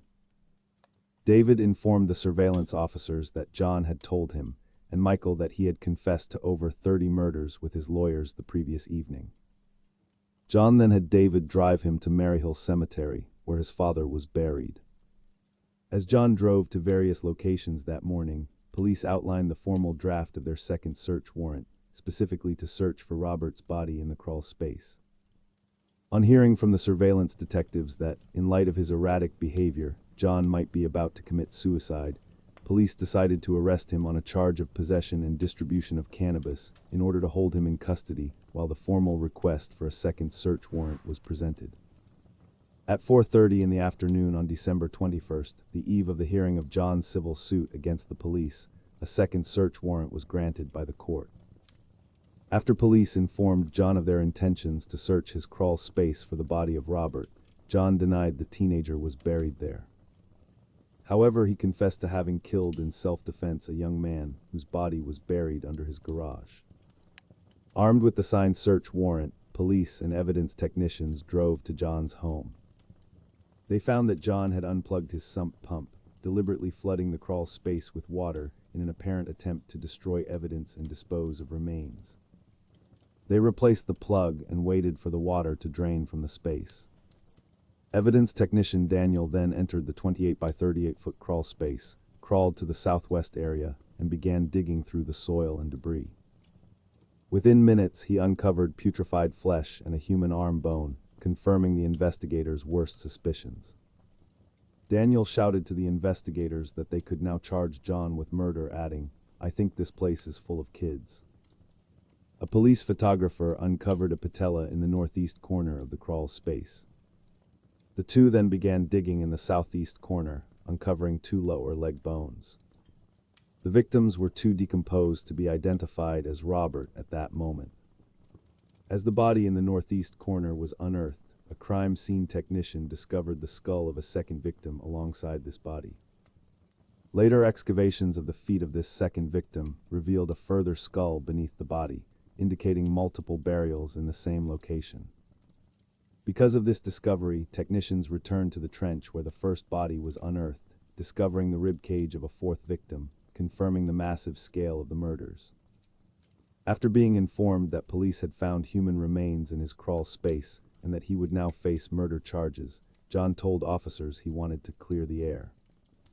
In the early morning hours of December 22nd, and in the presence of his lawyers, John provided a formal statement in which he confessed to murdering approximately 30 young males, all of whom he claimed had entered his house willingly. Some victims were referred to by name, but John claimed not to know or remember most of the names. He claimed all were teenage male runaways or male prostitutes, the majority of whom he had buried in his crawl space. John claimed to have dug only 5 of the graves himself and had his employees, including Gregory, dig the remaining trenches so that he would have graves available for future victims.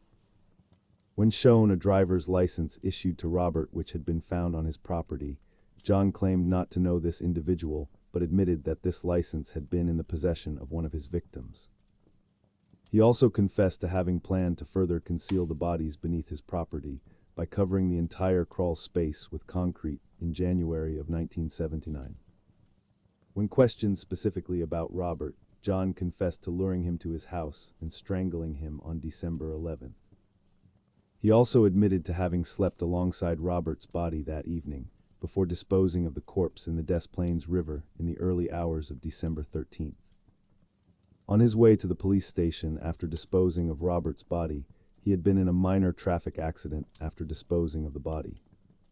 His vehicle had slid off an ice-covered road and had to be towed free by emergency personnel. Accompanied by police, his lawyers, and his older sister, John was driven to the Interstate 55 bridge on December 23rd to pinpoint the precise spot where he confessed to having thrown the body of Robert and 4 other victims into the river. John was then taken to his house and instructed to mark his garage floor with orange spray paint to show where he had buried the individual he had supposedly killed in self-defense, whom he named as John Butkovich. To assist officers in their search, John drew a rough diagram of his basement to indicate where the bodies of his victims were buried. 26 bodies were unearthed from John's crawl space over the next week. 3 others were also unearthed elsewhere on his property in different locations. As the flooring and walls of the property were dismantled by investigators, additional evidence was discovered, including identification cards that did not belong to John, further deviant sex books, and other items that provided more details about his crimes and his victims. John was brought to trial on February 6, 1980, charged with 33 counts of murder, the most prolific number of murder convictions in United States history at that time. He was tried within the Cook County Criminal Court building before Judge Louis Garippo in a proceeding that would capture the attention of the entire nation. The jury was selected from Rockford because of the extensive press coverage and public attention that the case had received in Cook County. At the request of his defense counsel, John spent over 300 hours with doctors at Menard Correctional Center in Chester in the year before his trial. He underwent a variety of psychological tests to determine whether he was mentally competent to stand trial and whether he understood the charges against him. John attempted to convince the doctors that he had multiple personality disorder, a psychological condition that would excuse him from full responsibility for his crimes. He claimed to have 4 distinct personalities: the hard-working, civic-minded contractor, the clown, the active politician, and a policeman called Jack Hanley, whom he referred to as Bad Jack. When John had confessed to police, he claimed to be relaying the crimes of Jack, who detested homosexuality and viewed male prostitutes as weak, stupid, and degraded scum. His lawyers opted to have John plead not guilty by reason of insanity, a legal strategy designed to save him from execution. In his opening statement, one of John's defense attorneys, Robert Mata, remarked, "The insanity defense has been looked upon as an escape, a defense of last resort. The defense of insanity is valid, and it is the only defense that we could use here, because that is where the truth lies, because if he is normal, then our concept of normality is totally distorted." The defense presented John as a Jekyll and Hyde character, someone whose personality had fractured into distinct and warring identities. The defense produced several psychiatric experts who had examined John during his time in prison. 3 of these experts testified they found him to be a paranoid schizophrenic with multiple personalities, supporting the defense's theory of insanity. The prosecutors argued that John was completely sane and in full control of his actions throughout all his crimes. They produced several witnesses to testify to his premeditation and the deliberate efforts he took to escape detection and avoid prosecution. Those prosecution doctors refuted the defense doctors' claims of multiple personalities and insanity. David Cram and Michael Rossi testified that John had made them dig drainage trenches and spread bags of lime in his crawl space. Both said John looked periodically into the crawl space to ensure they and other employees they supervised did not deviate from the precise locations he had marked. This testimony demonstrated John's careful planning and his deliberate methods rather than spontaneous crimes born of mental illness. On February 18th, medical examiner Robert Stein testified that all the bodies recovered from John's property were markedly decomposed and putrefied, skeletalized remains. Of all the autopsies he performed on the victims, 13 had died of asphyxiation from cloth or other materials blocking their airways. 6 had died of ligature strangulation from the rope around their necks. 1 had died of multiple stab wounds to the chest. 10 had died in undetermined ways due to the advanced state of decomposition. When John's defense team suggested that all 33 deaths were caused by accidental erotic asphyxia, a claim meant to suggest the deaths were accidents rather than murders, Stein called this claim highly improbable. Jeffrey Rignall testified for the defense on February 21st about his ordeal at John's hands. Rignall wept repeatedly while describing John's torture of him in March of 1978. During specific cross-examination relating to the torture he had endured, Rignall became so emotionally overwhelmed that he vomited and was excused from further testimony. On February 29th, Donald Voorhees, John's first convicted victim from Waterloo, testified to his ordeal at John's hands and his assault at John's behest. Voorhees felt unable to testify about his traumatic experience, but did briefly attempt to do so before being asked to step down. Robert Donnelly testified the week after Voorhees, recounting his ordeal at John's hands in December of 1977. Donnelly was visibly distressed as he recalled the abuse and torture he had endured and survived. During the 5th week of the trial, John wrote a personal letter to Judge Garippo requesting a mistrial for several reasons. He stated he did not approve of his lawyer's insanity plea defense. He claimed his lawyers had not allowed him to take the witness stand, though he had wanted to testify. He stated his defense had not called enough medical witnesses to support his claims of insanity. He accused the police of lying with regard to verbal statements he had allegedly made to detectives after his arrest. He claimed that even if he had made such statements, they were self-serving for use by the prosecution and should be inadmissible. Judge Garippo informed John that both counsels had been given the opportunity and funds to summon expert witnesses to testify. The judge stated that under the law, John had the choice whether he wished to testify and was free to indicate as much to the judge. On March 11th, final arguments by both prosecution and defense attorneys began. Prosecuting attorney Terry Sullivan outlined John's extensive history of abusing youths and the testimony of his efforts to avoid detection. Sullivan described the surviving victims, Voorhees and Donnelly, as living dead, individuals whose lives had been forever destroyed by what John had done to them. Referring to John as the worst of all murderers, Sullivan stated, John has accounted for more human devastation than many earthly catastrophes. I tremble when thinking about just how close he came to getting away with it all." After the state's 4-hour closing argument, counsel Sam Amarante spoke for the defense. Amarante accused Sullivan of scarcely referring to the evidence in his own closing argument and of arousing hatred against his client. He attempted to portray John as driven by compulsions he was unable to control, contending the state had not met their burden of proving John sane beyond a reasonable doubt. Amarante then urged the jury to put aside any prejudice they held against his client and asked they deliver a verdict of not guilty by reason of insanity. He added that John was a danger to both himself and to others, and that studying his psychology and behavior would be of benefit to science. On the morning of March 12th, prosecutor William Kunkel continued to argue for the prosecution. Kunkel referred to the defense's contention of insanity as a sham, arguing that the facts of the case demonstrated John's ability to think logically and control his actions. Kunkel also referred to the testimony of one of the doctors who had examined John in 1968 and had concluded he was an antisocial personality.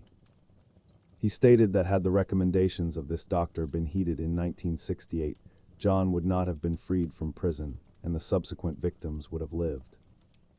At the close of his argument, Kunkel removed photos of John's 22 identified victims from a display board. He asked the jury not to show sympathy, but to show justice by holding John accountable for his crimes. The jury deliberated for only 1 hour and 50 minutes before reaching their verdict.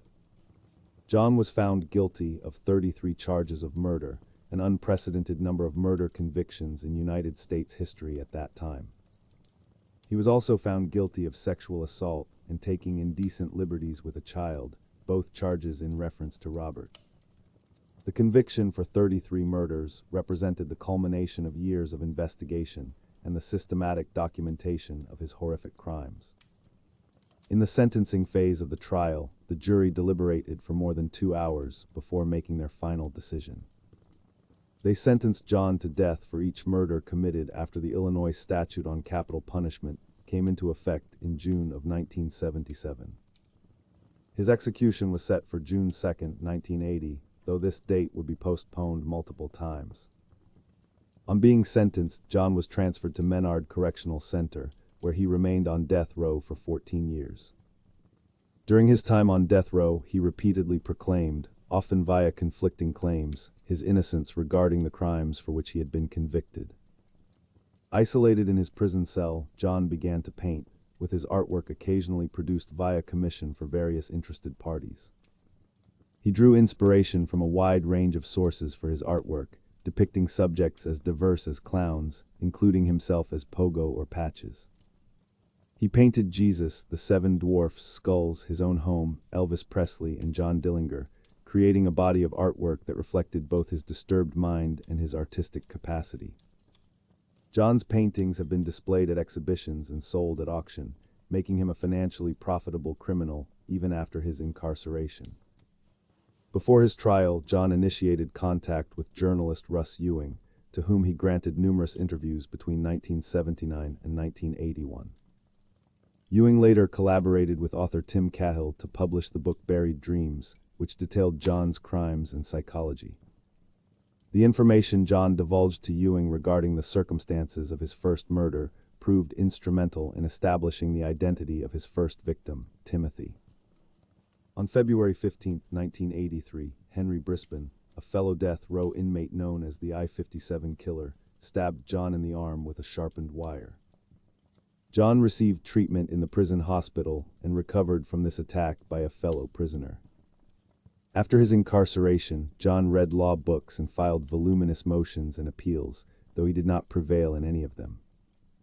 His appeals related to issues such as the validity of the first search warrant granted to the Des Plaines police on December 13, 1978. He objected to his lawyer's insanity plea defense, though this was the strategy his own counsel had chosen. John contended that although he had some knowledge of 5 of the murders, those of Timothy, John Butkovich, Gregory, John Scheich, and Robert, the other 28 murders had been committed by employees who had keys to his house while he was away on business trips. This claim was not supported by any evidence and represented yet another attempt to evade responsibility for his crimes. In mid-1984, the Supreme Court of Illinois upheld John's conviction and ordered his execution by lethal injection on November 14th. John filed an appeal against this decision, which was denied by the Supreme Court of the United States on March 4, 1985. The following year, John filed a further post-conviction petition, seeking a new trial. His then-defense lawyer, Richard Kling, argued that John had been provided with ineffective legal counsel at his 1980 trial. This petition was dismissed on September 11, 1986, ending yet another attempt to overturn his conviction. John appealed the 1985 decision that he be executed, a decision upheld by the Illinois Supreme Court on September 29, 1988.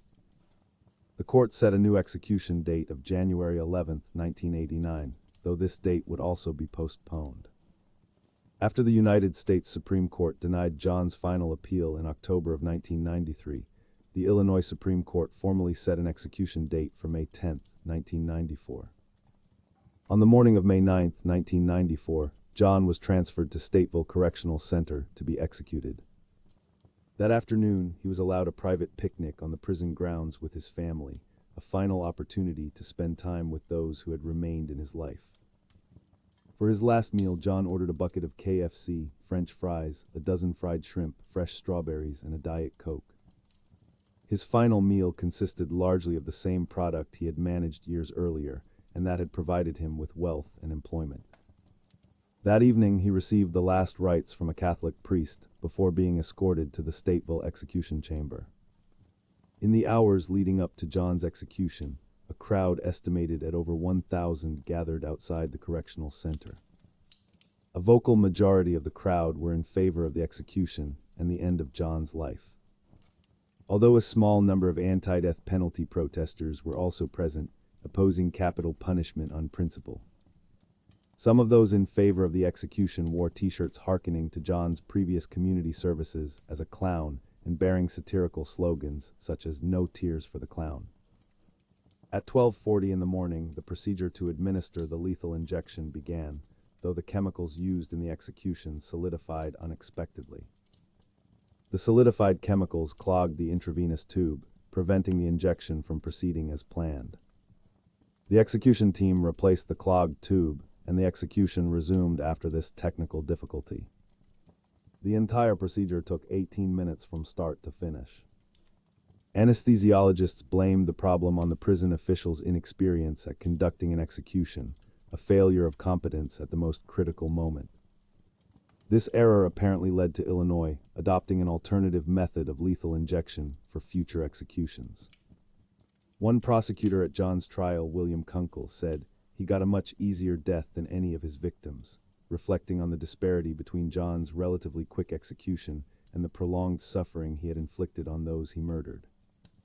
According to published reports, John was a diagnosed psychopath who did not express any remorse for his crimes.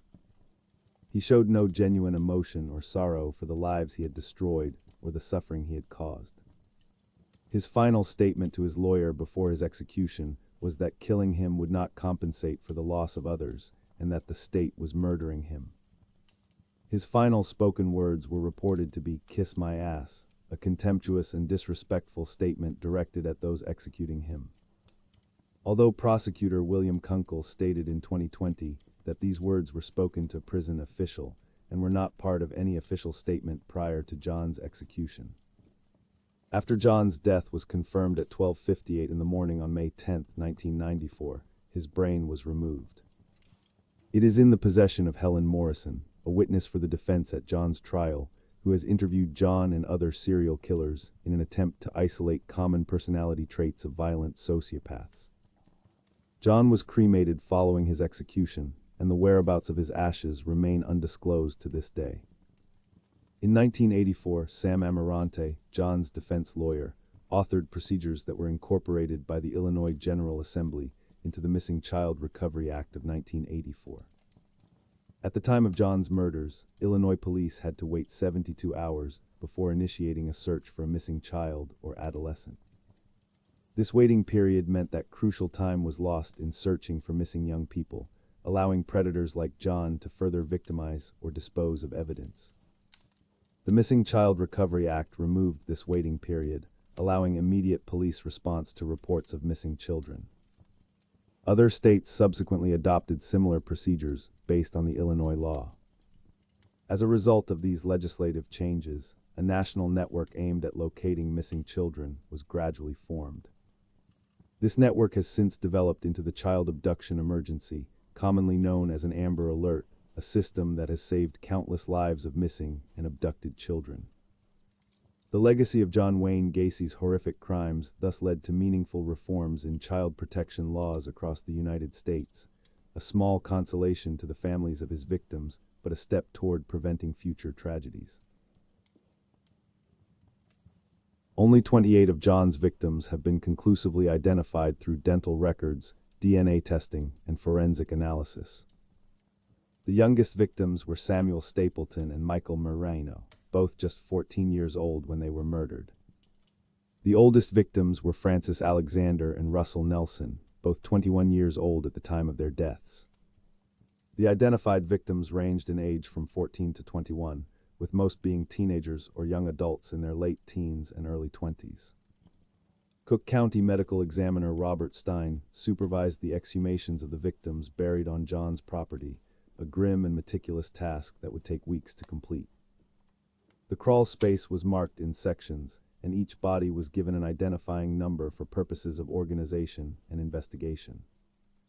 All the victims discovered at John's house were in an advanced state of decomposition, their remains skeletalized and fragmented after years in the damp earth. Dental records and X-ray charts helped examiner Robert Stein identify the remains when visual identification was impossible. 23 victims were identified via dental records, and 2 were identified via skeletal trauma analysis. These identifications were supported with personal artifacts found in John's home, items that belonged to the victims and helped confirm their identities. The heads and upper torsos of several bodies unearthed beneath John's property had been placed in plastic bags by John in an attempt to contain and organize his victims. In some cases, bodies were found with foreign objects such as prescription bottles lodged in their pelvic region, the position of which indicated items had been thrust into the victims' bodies as a form of torture and degradation. Examiner Stein concluded that 12 victims recovered from John's property died of asphyxiation from cloth or other materials stuffed down their throats. John's vacant house was demolished in April of 1979, erasing the physical structure associated with so much death and suffering. In June of 1978, as the crawl space beneath his house reached capacity and could hold no more bodies, John began discarding the remains of his victims in the Des Plaines River. The victim, found 6 miles downstream from the Interstate 55 bridge on June 30th, was not connected initially to John's crimes. On January 9, 1979, this victim was identified using fingerprint records and a distinctive tattoo as Timothy O'Rourke, a 20-year-old whose body had been in the water for months. An autopsy was unable to rule out strangulation as the cause of death. This victim was numbered 31 in the official count. Frank Landingin's cause of death was certified at autopsy as suffocation through his own underwear being lodged down his throat, a brutal and degrading method of murder. His body was identified via fingerprint records.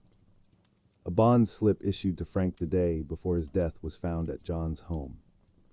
He was assigned victim number 32. On December 28th, one further body linked to John was found 1 mile from the Interstate 55 bridge. This victim was identified 2 days later as James Mazzara, whom John confessed to having murdered shortly after Thanksgiving. James had been strangled with a ligature around his neck. On April 9, 1979, a man walking along a Grundy County towpath discovered a decomposed body tangled in roots on the edge of the Des Plaines River. The body was identified via dental records as being that of Robert Piest the same evening. An autopsy revealed that paper-like material had been shoved down his throat, causing him to suffocate.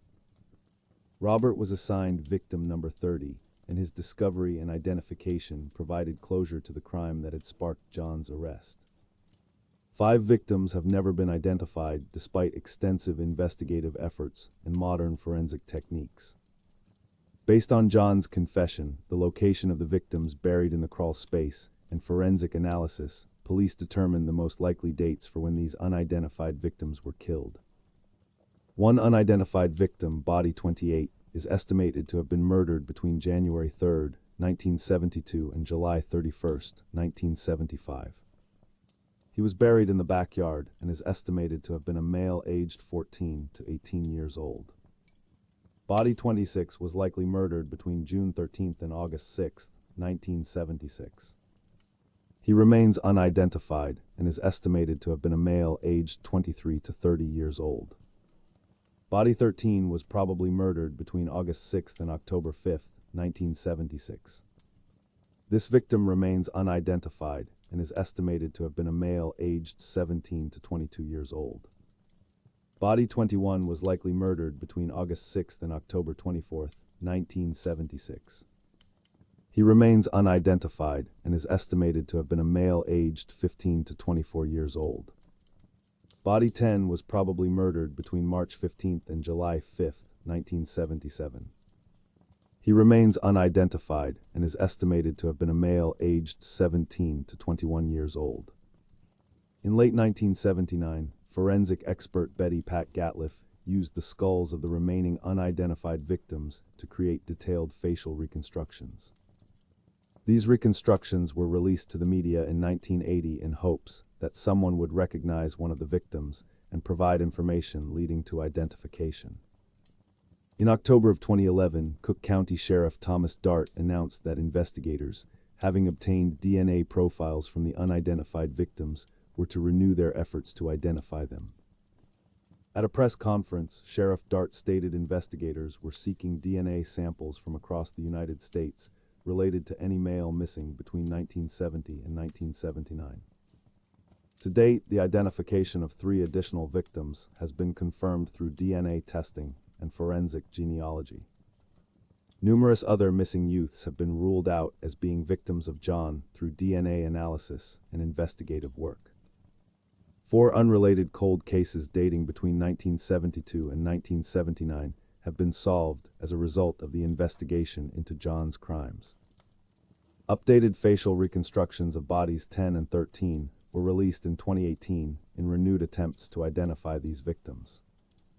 In November of 2011, William Bundy was identified through DNA testing after decades of remaining unknown.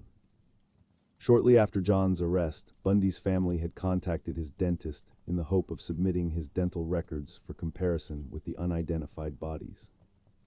However, the records had been destroyed after his dentist had retired, making identification difficult until DNA technology became available. In July of 2017, 16-year-old James Hawkinson was identified using DNA testing.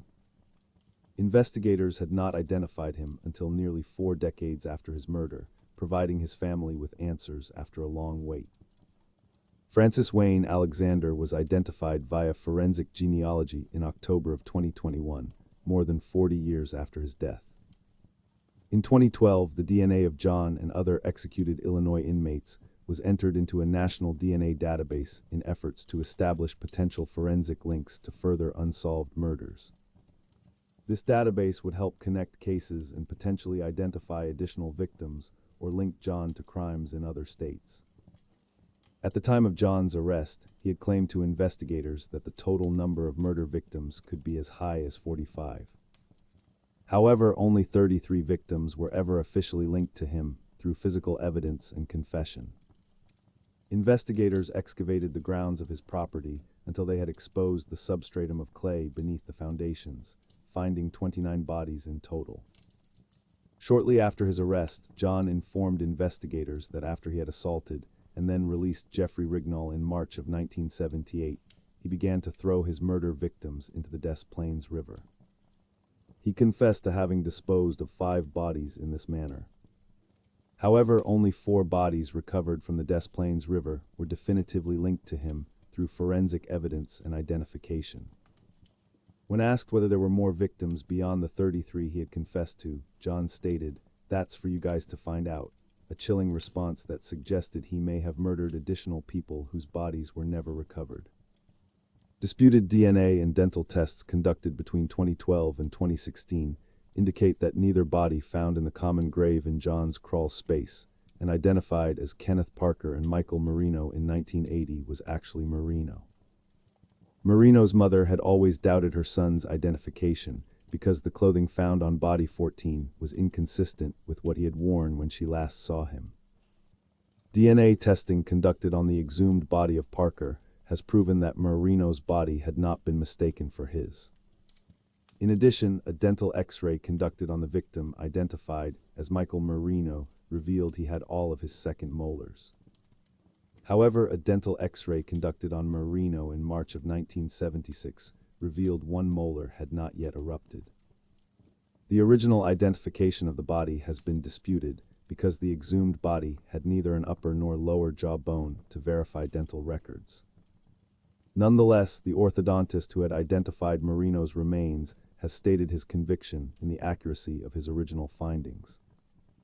On May 23, 1978, 25-year-old Charles Antonio Hatchela was found drowned in the Pecatonica River near Freeport, Illinois. He had been missing since May 13th. Hatchela was an employee of PDM and had been linked to the initial investigation of John after Michael Rossi informed investigators of both Gregory's disappearance and Hatchela's death. Moreover, Rossi had stated that Hatchela was known to have conflicts with John, and when he had failed to show up at work, John had informed him and several other employees that Hatchela had drowned. At the time of Hatchela's death, no more bodies could be stored in John's crawl space, which leaves a possibility he had disposed of Hatchela's body in the Pecatonica River. However, Des Plaines authorities had contacted Freeport during their investigation into John. They were told on December 27th that Hatchela had fallen to his death from a bridge while attempting to free a stranded vehicle. Hatchela's death has been officially ruled as asphyxia by drowning, not murder, though questions have persisted about the circumstances. Retired Chicago police officer Bill Dorsch stated he had reason to believe there might be more victims buried in the grounds of an apartment building on West Miami Avenue in Chicago. John had been the caretaker for this property for several years during his time in Chicago. In 1975, Dorsch, then a Chicago police officer, observed John holding a shovel in the early morning hours.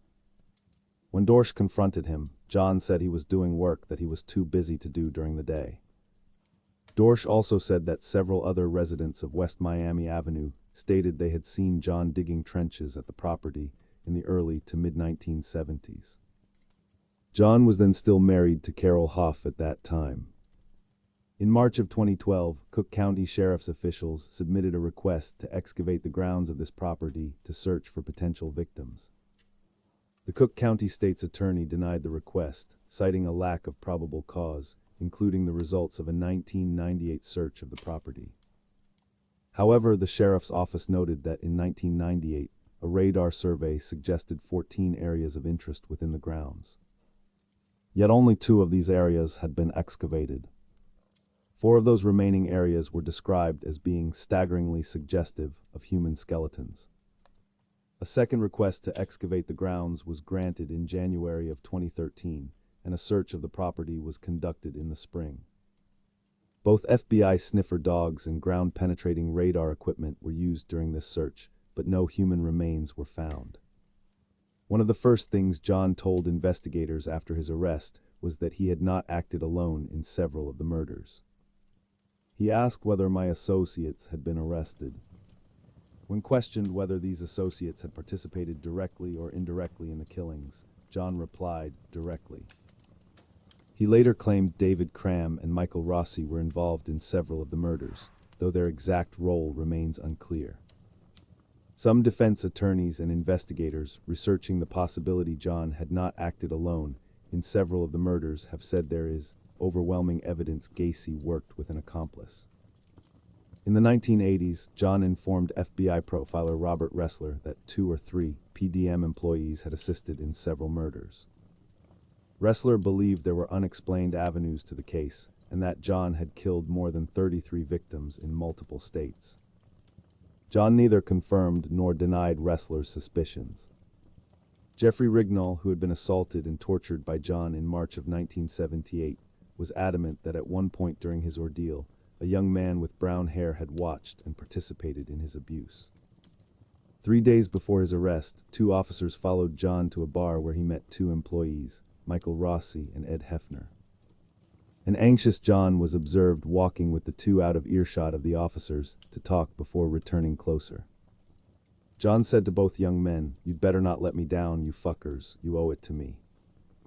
The officers then overheard sections of a hushed conversation between John and the 2, during which Michael Rossi asked John, "And what, buried like the other 5?" This cryptic question suggested Michael may have had knowledge of or involvement in John's crimes. In interviews from death row, John said that at the time of his arrest, 3 PDM employees were also considered suspects in the murders. All of whom he said were in possession of keys to his house, allowing them access to the location of his crimes. In addition to David Cram and Michael Rossi, John named his former employee Philip Pask, who was an acquaintance of Cram and a close associate of John David Norman. In the late 1970s, Norman operated a nationwide sex trafficking ring based in Chicago known as the Delta Project with the help of Pask.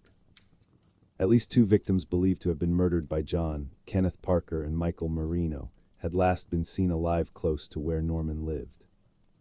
This led to speculation that John had been connected to this trafficking ring.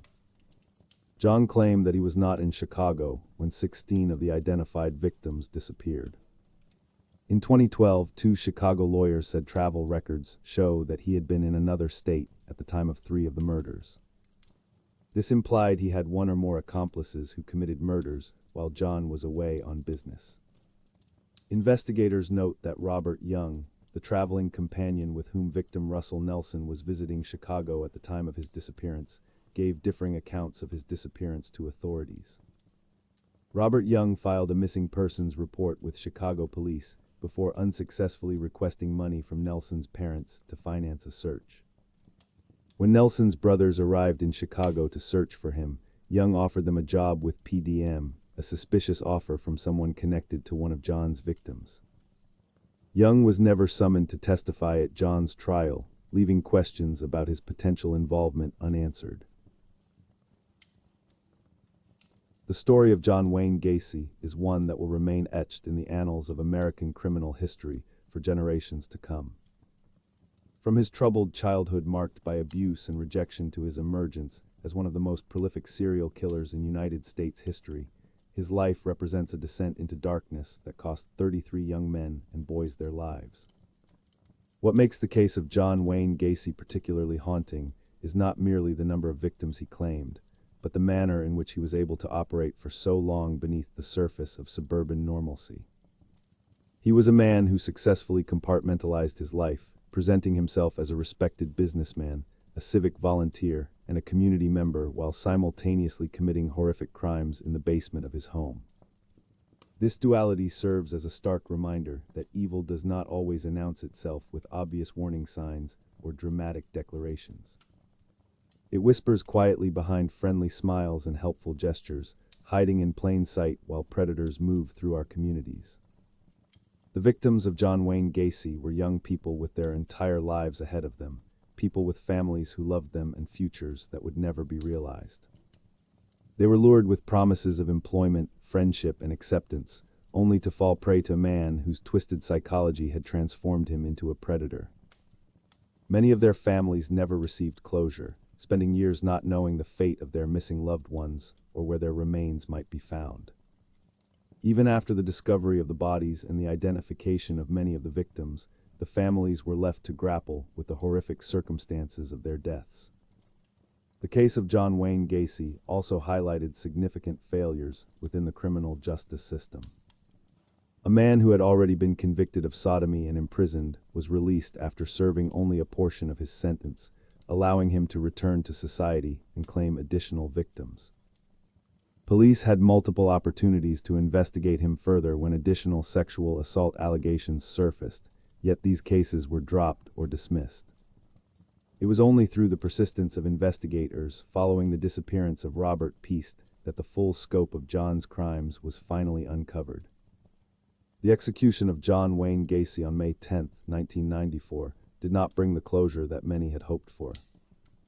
His death, while providing a sense of justice to some, could not undo the suffering he had inflicted or restore the lives he had stolen. However, his case did lead to meaningful reforms in child protection and missing person protocols across the United States. The Missing Child Recovery Act, authored by John's defense attorney Sam Amarante, removed the 72-hour waiting period that had previously delayed police response to missing child reports. This reform directly led to the development of the Amber Alert system, a national network that has saved countless lives of abducted and missing children.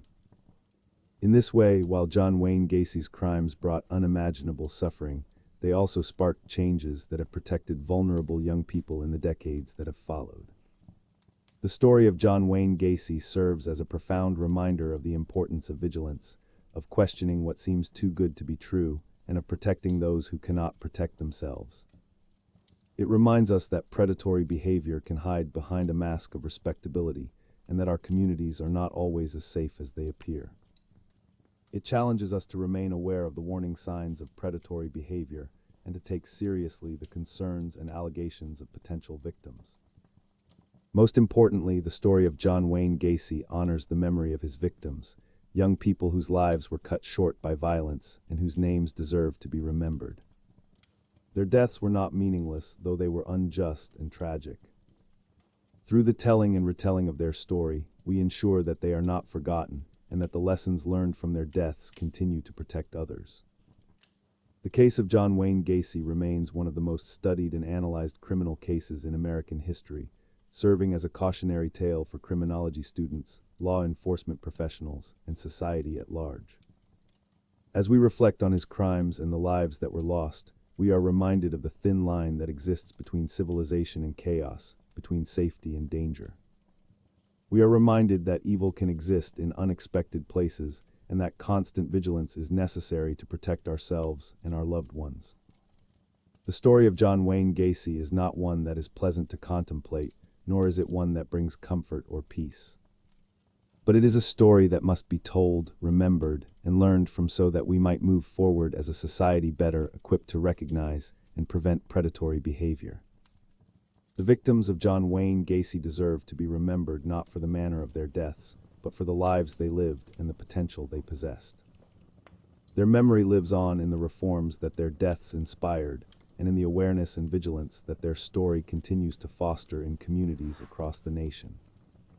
This concludes the account of John Wayne Gacy, one of America's most notorious serial killers and a dark chapter in the history of criminal justice in the United States.